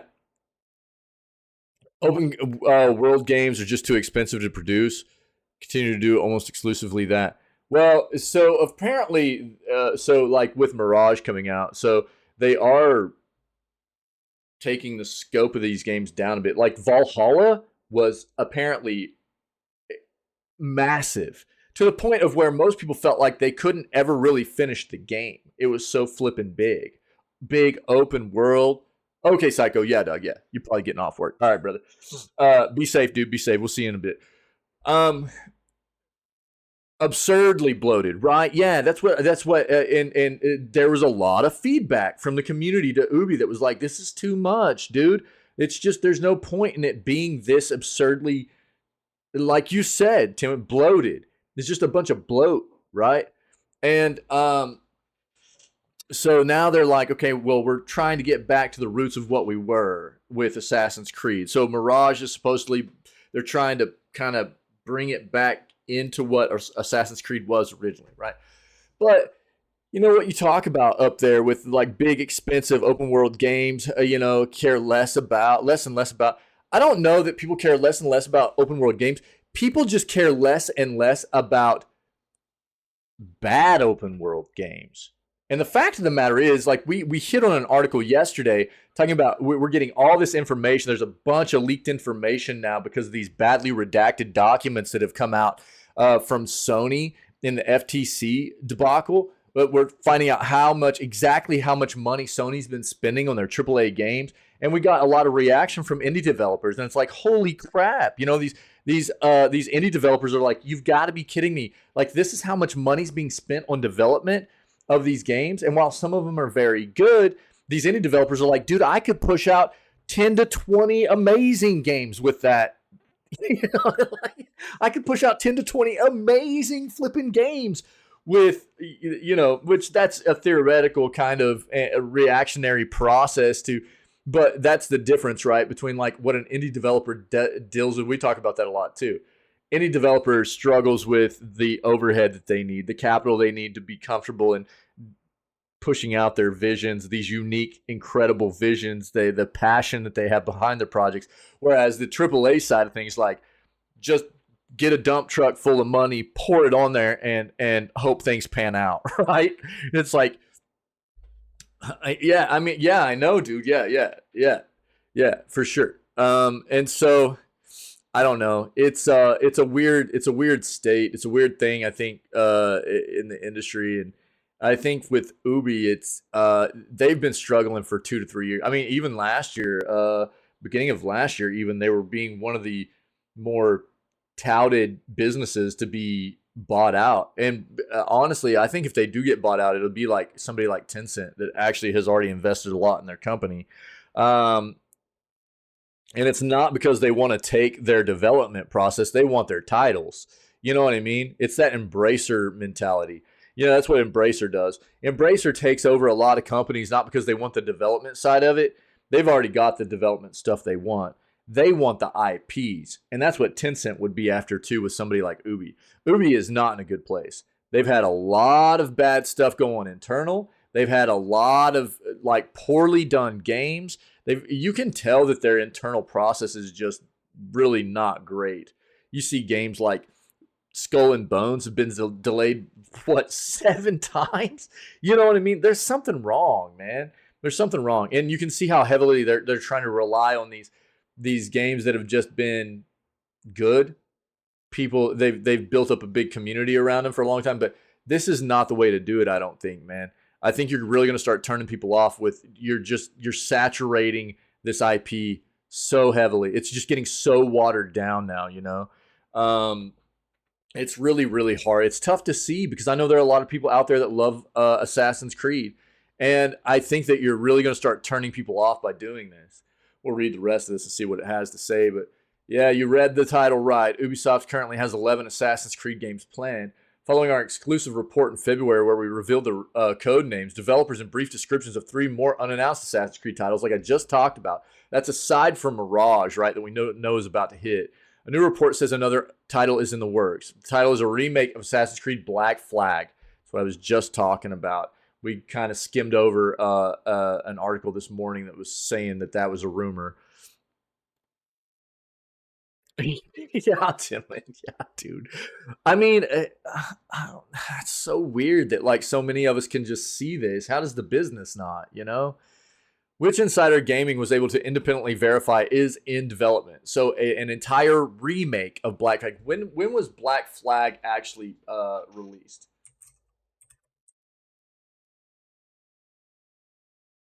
(2013). So it's 10 years old. 10 years old from release. So the game probably started development like 3 to 4 years before that. So that's one of the things, and I figured that's probably part of what they were talking about here. But look at this. Insider Gaming understands that the remake has only just been greenlit, but comes following our report that the publisher is going all in on the series. But they've been all in on this series. But look at this. Look at this. Every Assassin's Creed game in development.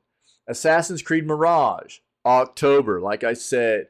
Assassin's Creed Nexus, 2023, VR production. Codename Jade, mobile, expected this year as well.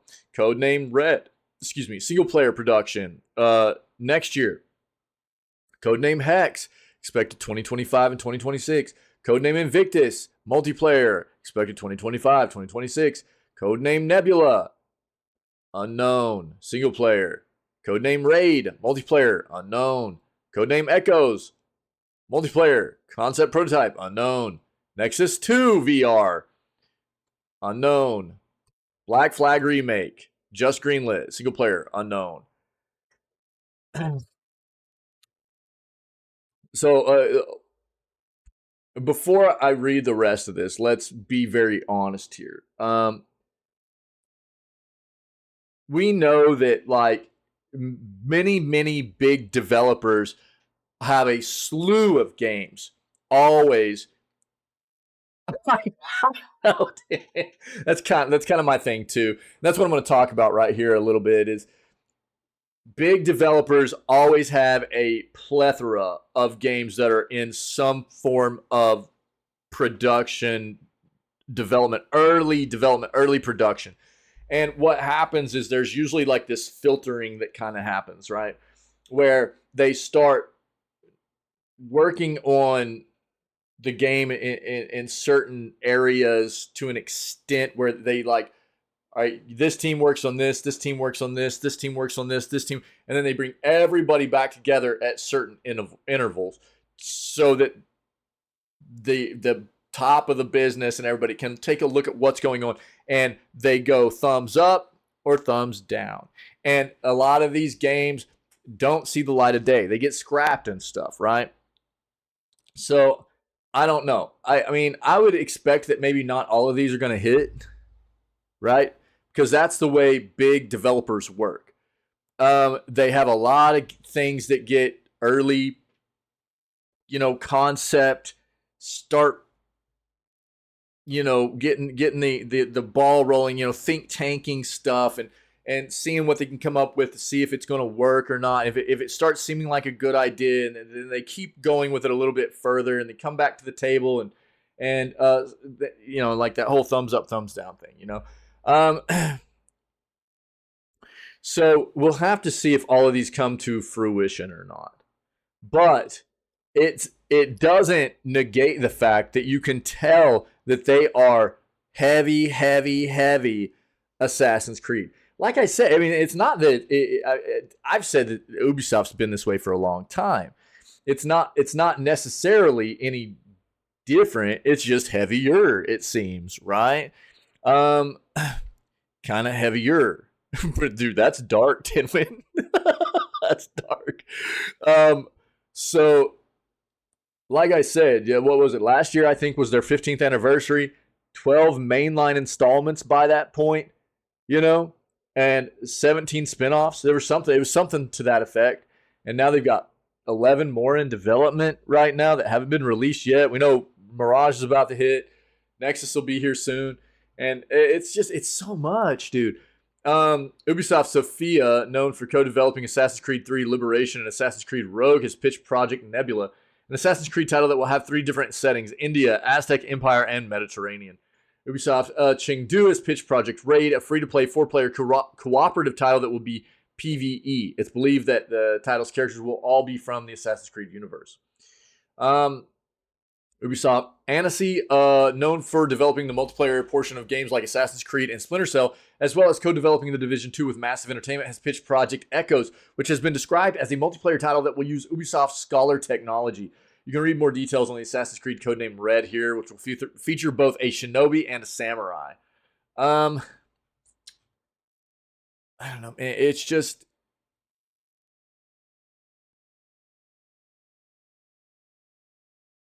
It's so much, dude.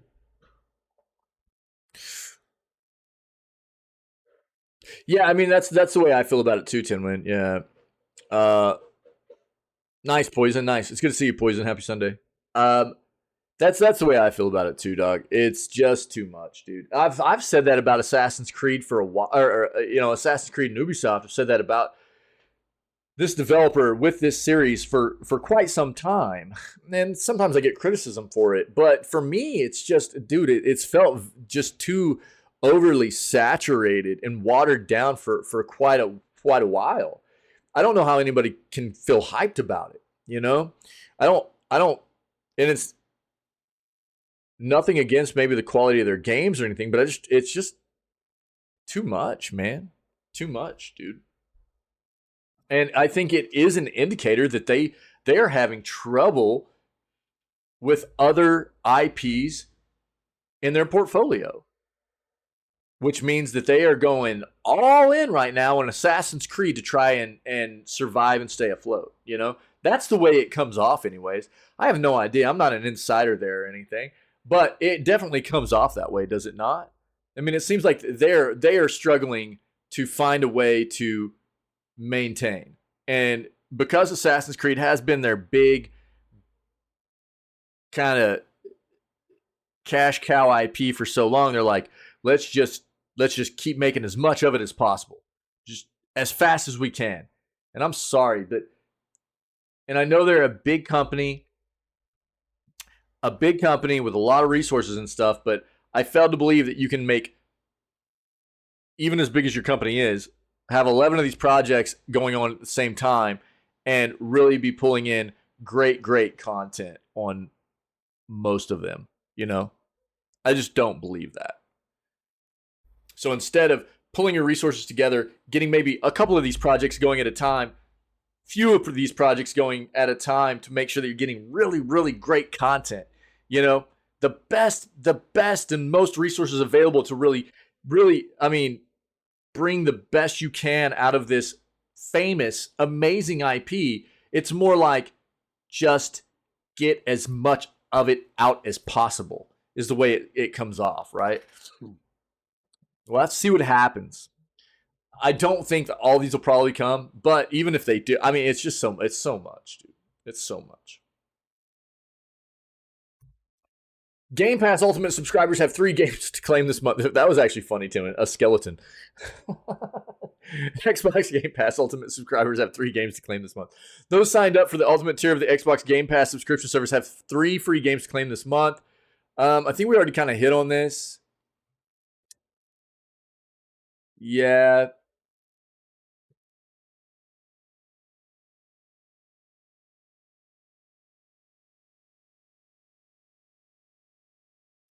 One of these is a leftover from the June free games with gold. The Veil Shadow of the Crown will be available to claim until July 15th.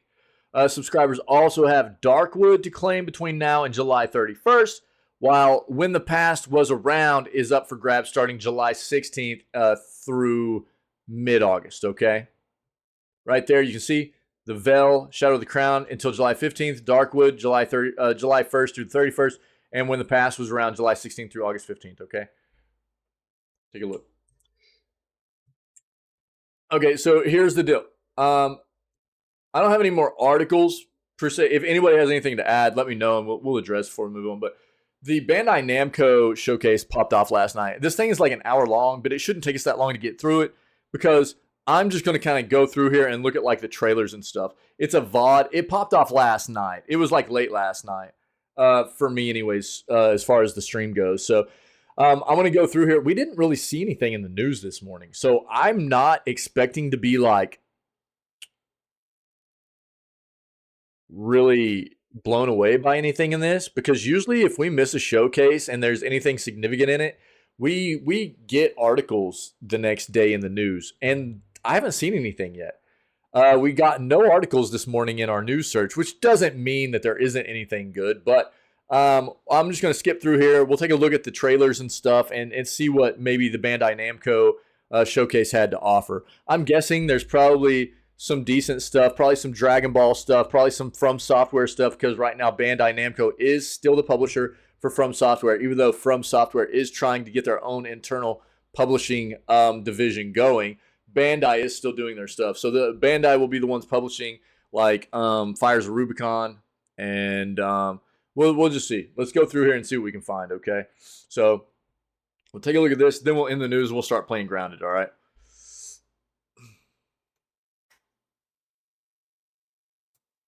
And it sounds like everybody has been having a wonderful first day at anime.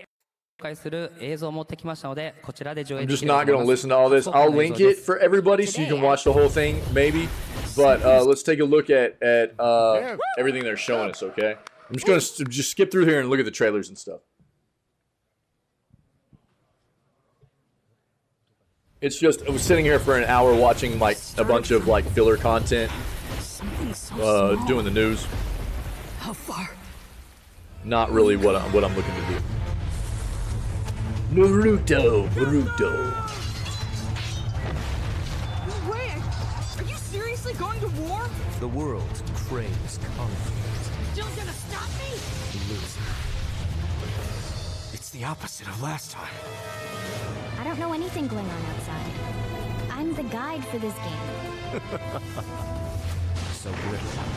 To have such a bond so easily broken. Do you really think doing this would get your wish granted?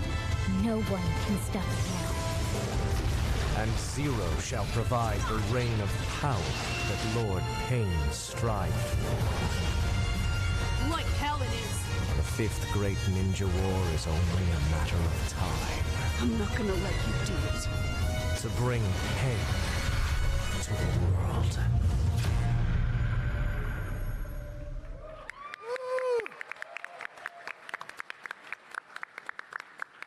$2023 Ultimate Ninja Storm. What did it say?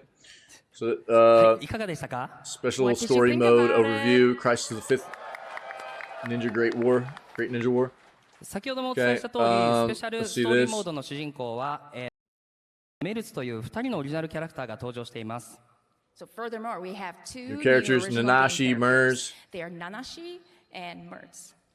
ナナシというキャラクターは任界で大人気のオンラインゲーム戦争 Heroes. 新しいキャラに関わって New character. This is released, but not least. また、明日もですね、皆さんぜひ立ち寄っていただくフィギュアも。And there's also a large Kurama balloon. All right, what's next? And watch. I think they're going to show us that Sand. Is it called Sand Story? There's another game. Oh, here's something for the Switch. この世界には大きな5つの闇が封じ込められている。人は決してその闇に触れてはならぬ。もしその禁が破られ、5つの闇すべてが解放されたならば、邪神マルペルシュロの永遠の呪いが世界を蝕み始めるだろう。What is the name of that game? Bro, yeah, that's probably not the name of that game. Yeah. Nice sight. Hold on, what's the name of it?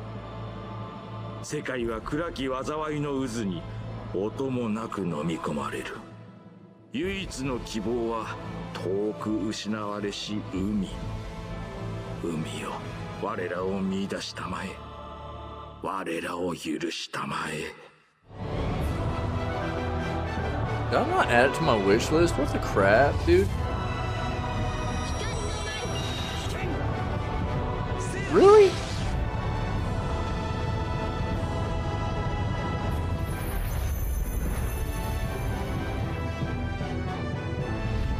Sand Story, maybe? Is that it? No.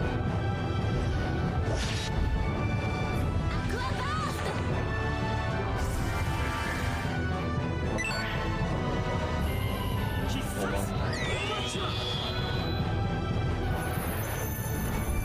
I think they're the ones that are doing that game, right?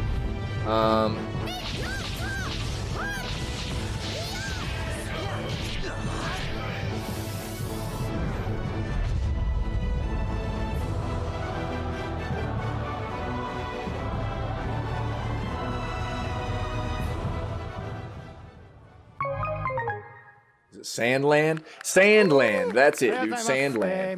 My bad. Here. I'll link it for you guys. Sandland. So what did everyone think? So I'll be introducing to you Baten Kaitos and what kind of game it is.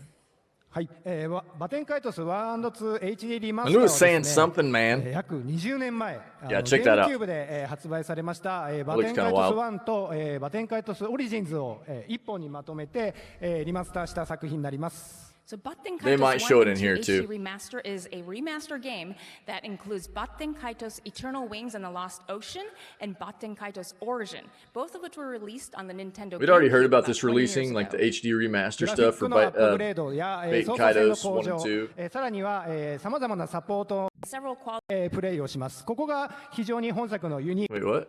ゲーム中ですね、さまざまな場面でキャラクターたちが、精霊であるあなたに、語りかけます。まあ、その返答次第で、親密度がという情熱的でありながら、主人公の、サギというキャラクターは、帝国の精鋭部隊の、一員なんですけれども、ギロという、パートナーと一緒にですね、Origins takes place 20 years before the events of Eternal Wings and the Lost Ocean. Story involves Sagi, young spiritor who finds himself caught up in twisted and fearsome political plot. and his partner Gil. So at the same とのつながり things of the Love all heart. that filler content, dude. ますとか、ピンク色の雲で、Floating islands in the sky? さらには、 Yo. お菓子職人が Haven't seen that before, have we? 設定のですね、パルナスなどさまざまな幻想 Where's 的な Cash when you need him? You know what I mean? So the game features streaming in strange locations. You can explore Raslas, a village, to the world of Batten Kaitos as a garden. 敗に左右します。バトルではこのマグ cards. Oh, let's get to the start of that. この Yeah, バ check テン this カイト out. スの世界に飛び込んでもらいたいです。So jump into the world of Batten Kaitos as a guardian spirit, and you will definitely be able to go on a journey like no other. もう一つはですね、本作の非常にユニークな We've seen a little bit of 点 this, はマグナスという like カード trailer を使っ stuff. たバトルシステムになります。So another Battle key using feature of cards called Batten Kaitos are these Magnus. cards called the Magnus cards. バテンカイトスの世界では装備品やアイテムをカードに封印して使いたいときにそれを元の形にして使うことができるマグナスというものがあります。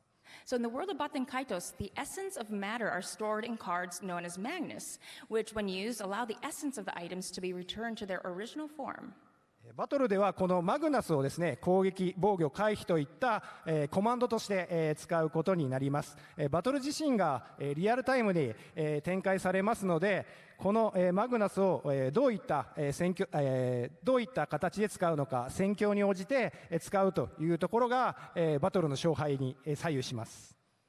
So in the battles, you use these Magnus cards in real time to attack, defend, act, cast spells, and do a lot more. So you're making you can make split-second decisions to win through all the battles. このマグナスには属性があったり、たくさんのコンボシステムがあったりとですね、やり込み要素と奥深さを兼ね備えたバトルシステムになってますので、より皆さん戦略的に楽しめると思います。So your attack power is determined by the attributes and combinations of your cards, and also by more complex factors. I was struggling. Such as Sorry, I need more element coffee. compatibility, as well as Magnus combos. I was struggling, which dude. is up to you to explore and perfect. The Magnus cards also act as very important elements in the Let's see what else we got here. Experience it in this remastered version. What you got for us? Spiral Cats, who are cosplaying characters from Sword Art Online. Welcome to the stage. Cosplay. Woo! Cosplay. They will be at the booth for picture opportunities as well, so if you haven't already, please check it out. Some Halloween ideas for me, you know what I mean? Without further ado, I'd like to kick it over to the Sword Art I'm gonna Online be this one. Last Recollection team of I'm gonna be super cute. Ueno-san and Futami-san. I like the hair. I like the hair thing, you know what I mean?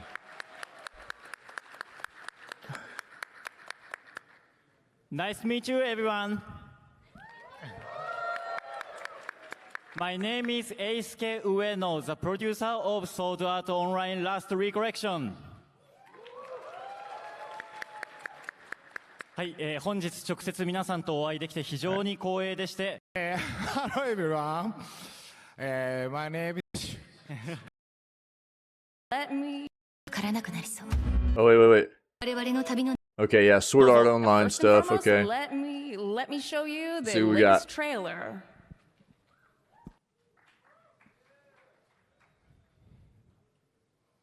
This was all taking place at the Anime Expo, so it's appropriate they got some like anime cosplay stuff, you know. Yo, that's me! Look!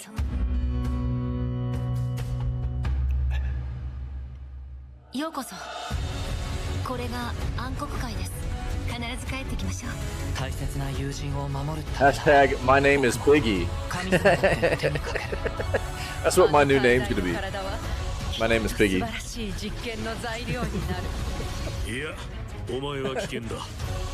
They call me Thick. They call me Chonky.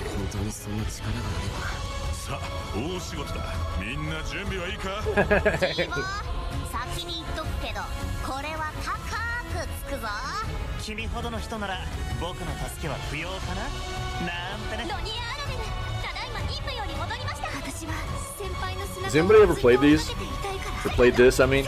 Like Sword Art Online?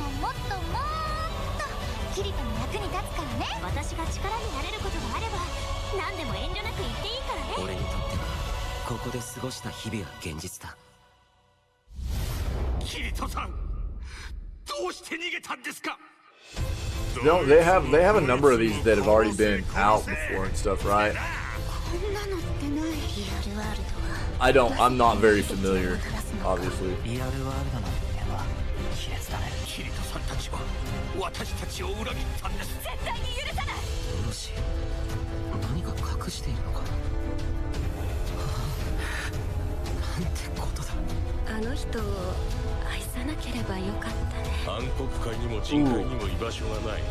I got jacked up.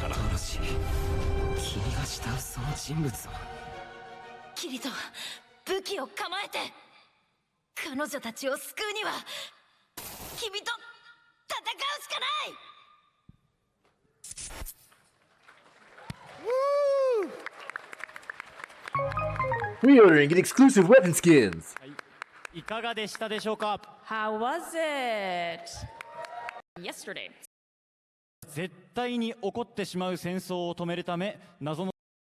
Just get to the see what else I got to show us here. 一つ目は本作は SA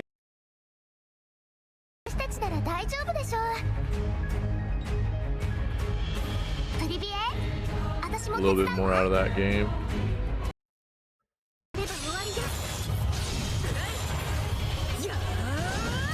Still Sword Art stuff, right? I think.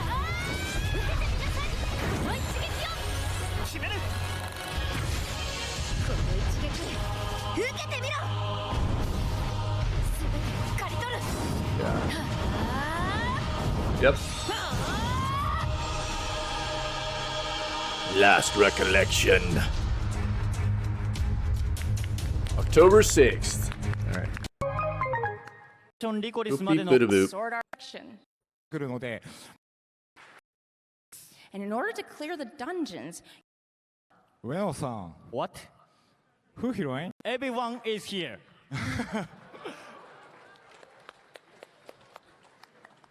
Usual is heroine.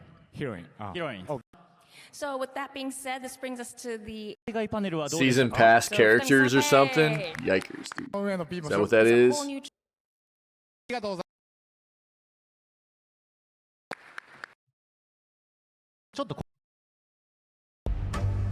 Oh, dude, here it is. Here's the yeah. Sandland. This game looks pretty cool.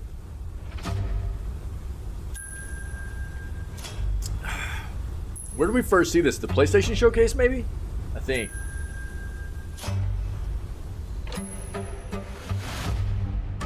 Yo, Sonic, the Habs been making any moves, man?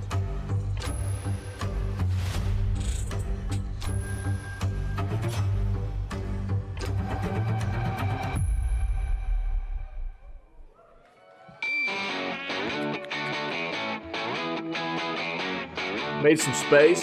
Where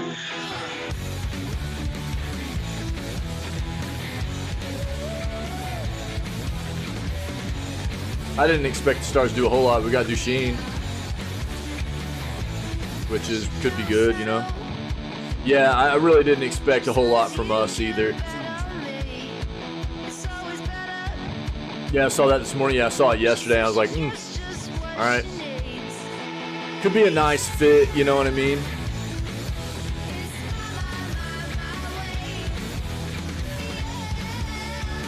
Yeah, I know. I mean, for us, it's like we didn't have to pay him a whole lot. He got bought out of a contract, right? So I'm pretty sure he got bought out of his contract. So, and he wanted to, he kind of wanted to be in Dallas, it appears. So that's like one of his choices. Yeah. Oh yeah, for sure. Yeah, I know that's a lot of what you guys would be looking to do. Yeah. Sandland looks like it could be dope. Thanks so much, everyone. Yeah, he likes the central. He likes like that like. Apparently, he was like looking to either go like Tennessee or Texas and stuff like that. You know what I mean? He wanted that kind of vibe, I guess. And which works for us. He got bought out. He wasn't looking for big money. Put him on a 1 year, 3 mil. That fits. It's pretty easy. Could play well for us, you know. We'll see. Akira Toriyama, known for Dragon Ball, and Dr. Slump all over the world. 悪魔と人間、全く異なる2つの種族が Me too, dude. 水を失った広い砂漠の中で悪魔の王子ベルゼブブとファンカ I think that's what it was. A 1 year. I think it was just at like 3 mil or something. トリを組んで一緒にこの広い砂漠の中でどこかにある幻の泉を見つける旅に出ます。 So the desert, the story is in a desert world where both demons and humans suffer from an extreme water shortage. And Beelzebub, the prince, and Sheriff Rao, and a demon thief, form a tag team. Feels good. And set off Boston's on an aging adventure in out. search of the You know, that's what I mean. I thought somewhere that's what everybody thought about last year too, though. It's like nobody expected Boston to be what they were last year, but everybody exactly what happened to Boston is what everybody expected too in the playoffs. You know, it's like, dude, they throttled everybody all year long. Everybody was like, it won't hold, you know? It's exactly what everybody expected. Nobody expected him to just throttle regular season like that, though. You'll be able to acquire new vehicles. I mean, if you want to share it, Poison, for sure. Full use of the various vehicles to conquer and explore Absolutely. this desert world. And you can carry multiple vehicles and switch between them depending on Yeah, I mean, the same thing like the penguins, you know what I mean? Too soon, Wick? 戦略やシチュエーションに応じて戦車やメカを切り替えることができます。 So, for example, we have tanks and other vehicles you can switch back and forth from. They did re-sign the what I saw the Penguins. They got Yari back for like what 5 years. 2つのメカを紹介させてください。 So today, let me introduce you two types of I think I vehicles. saw that. まずは漫画でもおなじみの That's fine, Poison. Yeah, if it works, it works. Tank, which also appears in the manga. Look at this game, 戦車 dude. は高い火力と360度どこからでも攻撃できるようなそういった戦車砲を持っていて非常にバトル向きなメカになっています。 So This high is weird. firepower and a tank cannon that can fire 360 degrees is a very battle-oriented vehicle. メインウェポンとサブウェポンを切り替えることが可能になっていて、一方の武器を使用している間は、もう一方の武器をリロードして、次に備えるといったことができます。 So the tank can switch between main weapons and a sub-weapon, and you can reload while one weapon is in use, allowing for smooth attacks. でブーストも使用することができるので、移動手段にもスピーディーに使えることができます。 So boosting allows for quick movement, so it can be used not only in battle but also as a means of transportation. でこのメカ自体もカスタマイズができるようになっています。で戦車以外にも、このように、動画でも出ているような派手な攻撃を出すことができます。 So the main weapon can also be changed by customizing the vehicle so that it can launch more spectacular attacks in addition to the tank cannon. でそのメカに必要なカスタマイズは、The Penguins thought they were going to solve all their issues by firing all their front office, you know what I mean? ドロップアイテムを集めていろいろなメカカ Let's スタマイ just ズが fire できる all よう of にな our ります。 front office. So the That'll materials fix needed for everything. customization can be obtained from ores, treasure chests, and drop items along the way. So we hope you'll experiment with various vehicle customizations and configurations so you can experience battles in your own preferred style. ベルゼブブのアクションも体験していただき、メカのアクションも楽しんでもらえたらなと思っております。So we hope you'll enjoy the actions of Beelzebub, and when a strong enemy appears, you can get that tank to overcome that enemy. 次にジャンプメカですね。I haven't even looked at anything this I'll morning though. introduce you the jump bot. でこちらの先ほど PV にも、登場したジャンプメカで、名前の通り、高いジャンプ力を持っていて、このように冒険の途中で丘の上に登ったり、ジャンプ中に攻撃することができます。So we showed you a little bit of it in the first trailer we released last month, and as the name suggests, this vehicle has high jumping ability and can climb high hills during adventures and attack while jumping. It can also perform ranged attacks by stomping using its high jump, which is unique to this vehicle. またこのメカならではのハイジャンプを利用して、そうですね、このように踏みつける攻撃をすることができて、範囲攻撃で周りの敵に攻撃を与えることができます。So the game has a fairly large map, and you can explore the vast desert world by destroying obstacles with tanks, jumping over obstacles with your jump bot, and using various other vehicles to reach places that Beelzebub alone could not reach. 本作はかなり広いマップを作っています。So we hope you explore this fascinating world with Beelzebub and his vehicles. そうですね、ベルゼブブだけではたどり着けないような場所を、戦車で例えば障害物、メカブと一緒に learn more about the world of いただければ嬉しい。To introduce, and we do have a worldwide first hands-on demo this month in San Diego, and you can play the part of the game there. We're going to get some hands-on this month. That's good. It'll be interesting to see what people think of this. It looks pretty interesting to me anyways. And on August 18th, we'll have its world premiere at San Diego. Movie premiere. Okay. There's a movie coming along with it. That's cool. 先月初出させて It's that time. Who wants some free stuff? Who wants some really cool free stuff? Giveaway. The first number will be the section you are in. This will be going from Gundams. my left. We will then pick you. We do. This wouldn't apply right now anyways. This happened last night, so. Our seat.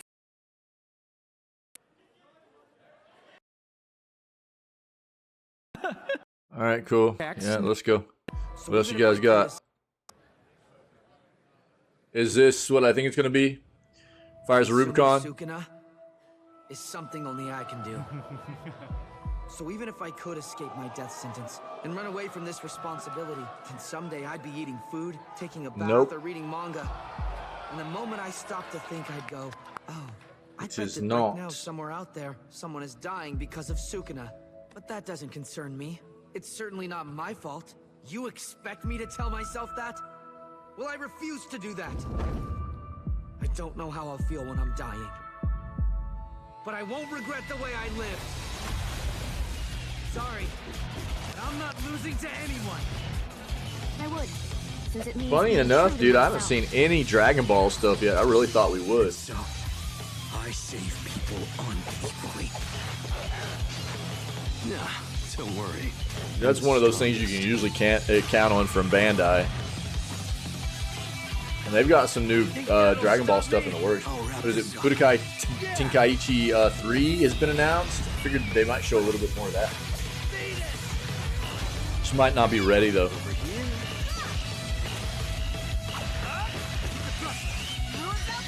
How many before you crumble?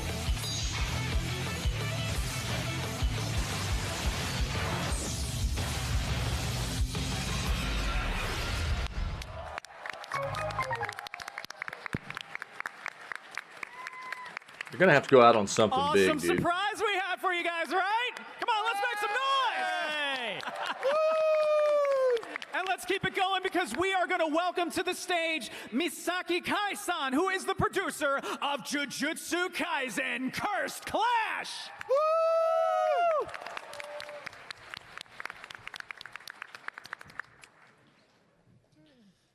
Hello everyone. Do you know Jujutsu Kaisen? Yeah. Thank you. 呪術廻戦戦火騒乱プロデューサーのカイです。本日は、呪術廻戦という非常に海外で人気で素敵な IP に関わることができまして大変光栄に思っております。本日はよろしくお願いいたします。Hello, everyone. I am Misaki, the producer of Jujutsu Kaisen Curse Clash. I'm very happy to be able to work on such a big IP that is so popular overseas. So thank you very much for having me here today.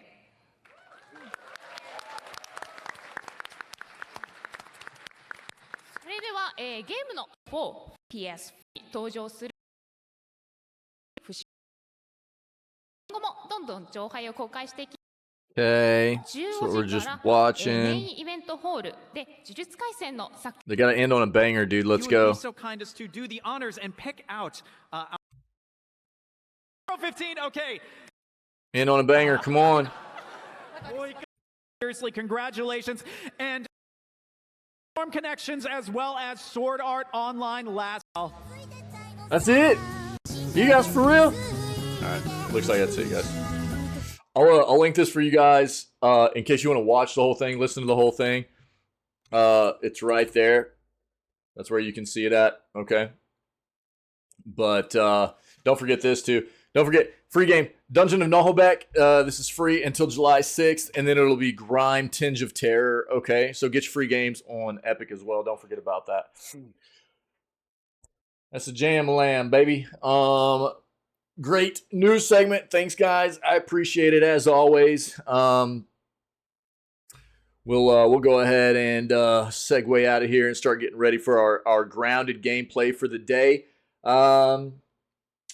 You guys rock. Thanks for being a part of what we do, making an amazing space for all of us to be a part of. If anybody's checking out this content, either live or later on as a VOD, we've got all our previous video gaming news segments, clips from the news segments, playthroughs that we've done that are spread into different episodes, as well as just funny clips and highlights and things like that from everything that's happened here whenever we live stream.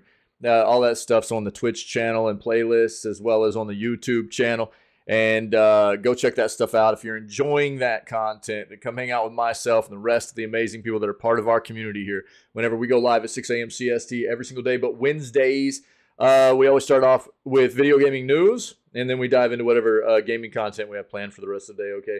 So, I guess other than that, man, happy Sunday. Hope everybody's weekend's going well. Stay healthy, stay safe, be kind. We'll be back at it with more video gaming news tomorrow morning for July 3rd.